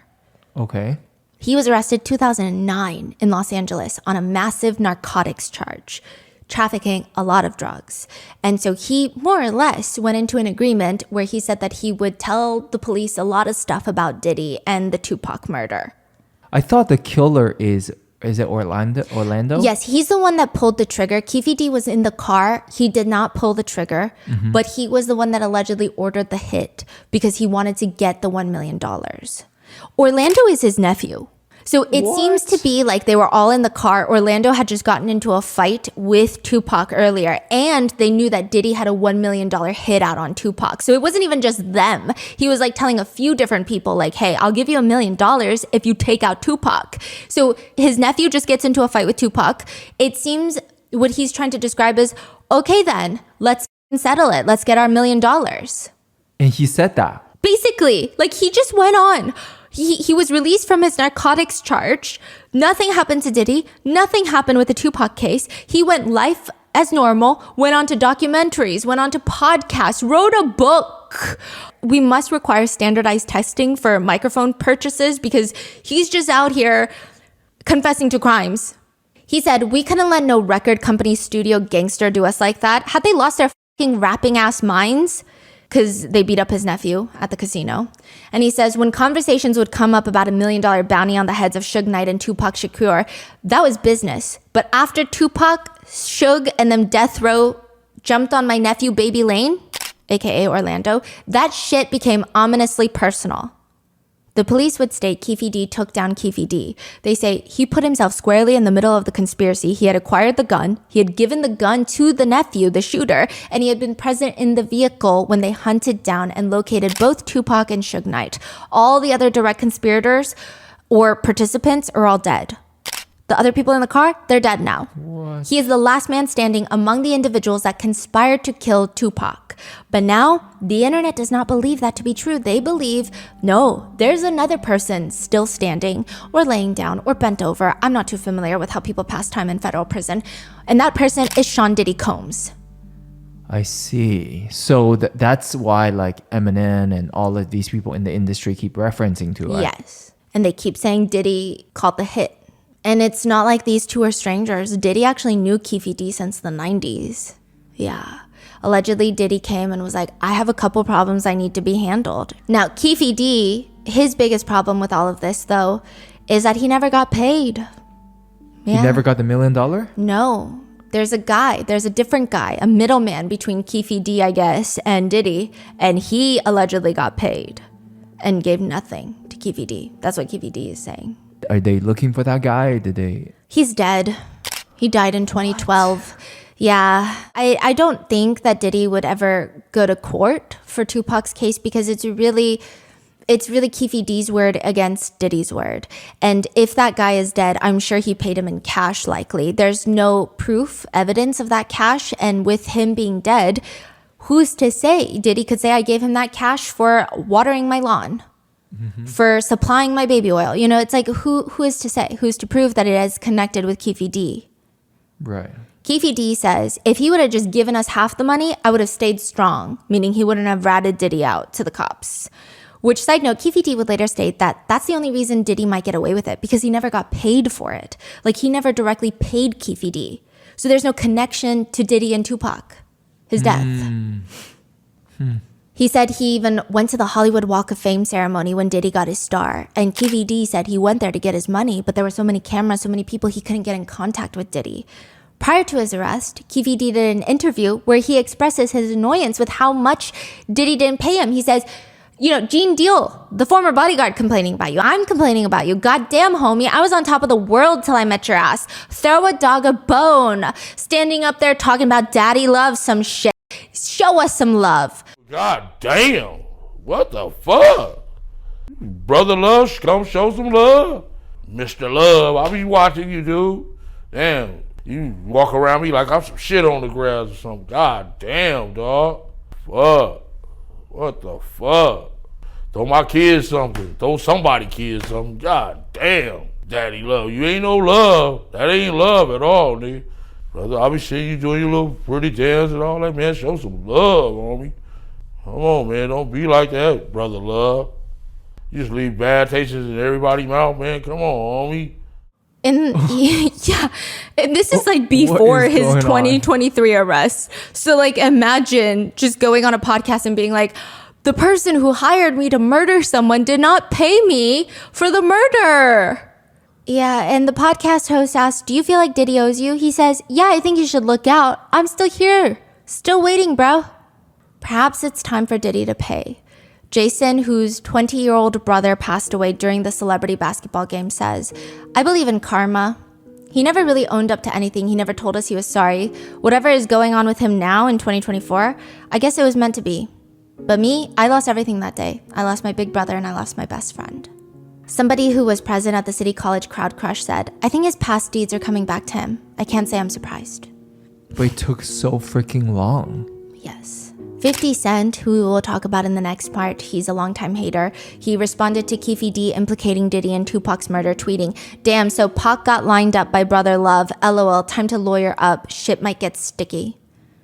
Who should get lawyer? Diddy. This is before he was arrested. As for Biggie's murder, Diddy's former bodyguard said he was there when Biggie was shot. He was in the car with Diddy. He said it was traumatizing to hold Biggie in your hands as he died, and then to tell his mother what happened. He says there needs to be some accountability. It's in his humble opinion, at least, that Diddy and Bad Boy Records should be accountable for the lack of security because they knew what was going on at that time. I see. Regarding Tupac's death, one netizen writes, of course Keefe D isn't a hugely credible witness, but it seems like his story gains credibility every day. Another says he was obsessed with Pac because Pac represented everything he isn't and never could be about Diddy. Regarding Biggie's death, one netizen writes, Puffy creamed off Biggie's death. He knew what he was doing sending him to LA. He became a well-known rapper and made more money off Big after he passed. Another comment reads, and then after his death, Puffy made a shit ton of money off tribute songs for Biggie, like I'll Be Missing You, pretending to be Biggie's best friend when he was behind this murder. That's beyond evil. R.I.P. Biggie, you were too young and you deserve better. Another just comments about how much new stuff is coming out about Diddy, and they write, I wouldn't be surprised if Diddy was revealed to be the Zodiac killer at this point, the Zodiac. Others think this is actually way bigger than Diddy, that the people at the top have sent Diddy to be taken for the slaughter. They write, who did Diddy fuck with to be clapped with all of this now? Like everyone has known this stuff for decades, but within 6 months, his life is basically over? They're saying like the Tupac stuff, it was not a hidden secret. Yeah. The comments on the song, I'll Be Missing You, the tribute song to Biggie, the comments now read, every breath Diddy takes, every move Diddy makes, every single day, every time he prays, the guards will be watching you. Another reads, making a song for the guy you killed, such a spineless animal. Or, it's amazing how in the span of a year, a song with beautiful lyrics that are so powerful it can shift and morph into something dark and strange in terms of meaning. There is a lot of discourse on how this is impacting Diddy's legacy because there is argument that Diddy did help make Black culture along with rap music, hip hop. He helped make it more mainstream, and indirectly, he's likely helping a lot of Black artists move forward in their careers, which is not my place to neither agree nor disagree about that discourse. Also, a lot of netizens have pointed out that a lot of his victims are Black artists. Freddie P., one of his former artists, states, So he said that he had been attacked recently because people are saying, you're trying to take a black man down. And he's saying, how are people upset with me about... What did he do? He's been very vocal about how shady Diddy has been in the past with business. Right. And a lot of people have been saying, like, nothing has been proven in the court of law yet. Like, you're just trying to take down a black man when there's probably a lot of white men involved in this, which is very true. But Freddie P says, we're just dealing with telling our story. And it sounds so harsh coming out. It sounds like we're trying to kill a legacy. But no, bro, I'm just trying to tell my story. If it sounds harsh, then you could look at Diddy how you want to. These are his actions. I'm not asking you to look at that man harsh. I'm not saying judge that man. I'm not trying to make anybody look bad. I'm just telling you my truth. Is my truth offending you? To which furthers the discourse of, then why didn't they say anything before? Which some commented, people are so tough on the internet. He's a supposed billionaire killer with connections. He threatened to blow up a dude's car and that shit happened. But sure, be tough on the internet. Cassie opened up Pandora's box and now people have the courage to come out. Others have stated that Diddy being behind bars is what encouraged a lot of people to come out. Because a lot of the lawsuits now are after he's behind bars. Yeah. Tupac's family have hired Alex Spiro to investigate any links between Diddy and Tupac's murder. Alex Spiro is not a random lawyer. This is one of the top high-profile attorneys in Hollywood, previously repped Megan Thee Stallion, Jay-Z, Elon Musk, Alec Baldwin recently in the Rust case. And because everything comes full circle, Alex Spiro is also repping New York City Mayor Eric Adams. Eric Adams is the one that gifted Diddy the keys to the city of New York City and then took the keys away from Diddy, and then he is now facing his own corruption and bribery charges. Wait, when was he hired by Tupac's family? Oh, after Keefe D came out to say Diddy hired him. So like the last few years? Actually, recently, in the span of a few months. So this whole double murder from decades ago is unraveling. Like ongoing now. Oh, like developing very quickly now. And Keefe D's trial is 1 month before Diddy's. Or 2 months, March. That is crazy. Like just like you said, like everything unraveled like right now. Yes. Decades of crimes and I mean, I wasn't too familiar with Diddy or any of the artists involved in this one. I think it was a little bit before my time, but I didn't even know about this college stampede, the college crush incident, which you would think that would follow someone forever because it's pretty bad. Mm-hmm. But regardless, Tupac's brother even did an interview recently where he states decades ago when his brother was killed, Diddy had called him and he says, he basically said he had nothing to do with my brother's murder. I told him the truth has still yet to come out, so we're going to see. Here we are 28 years later. It looks like there's some doubt in that statement. It does not appear that Biggie's family have hired an attorney to look into his death, but his mom did comment on the video of Diddy beating Cassie, and she says, I'm sick to my stomach. I'm praying for Cassie and I'm praying for his mother. I don't want to believe the things I've heard, but I've seen the hotel video. I pray that he apologizes to her. I hope that I can see Sean one day, and the only thing I want to do is slap the daylights out of him, and you can quote me on that. And she has stated about Diddy's relationship with her son Biggie. I believe Sean loved my son after he was dead. You're kidding me. Yeah. Wow. Finally, karma is catching up to him, like decades and decades. And like what you said, Tupac once said in an interview, I believe in karma. I believe that everything you do bad comes back to you. And maybe it's time. And that is part 3 of the Diddy case. I will see you in the last and final installment in a few days for part 4. Please be safe, and I'll see you in the next one.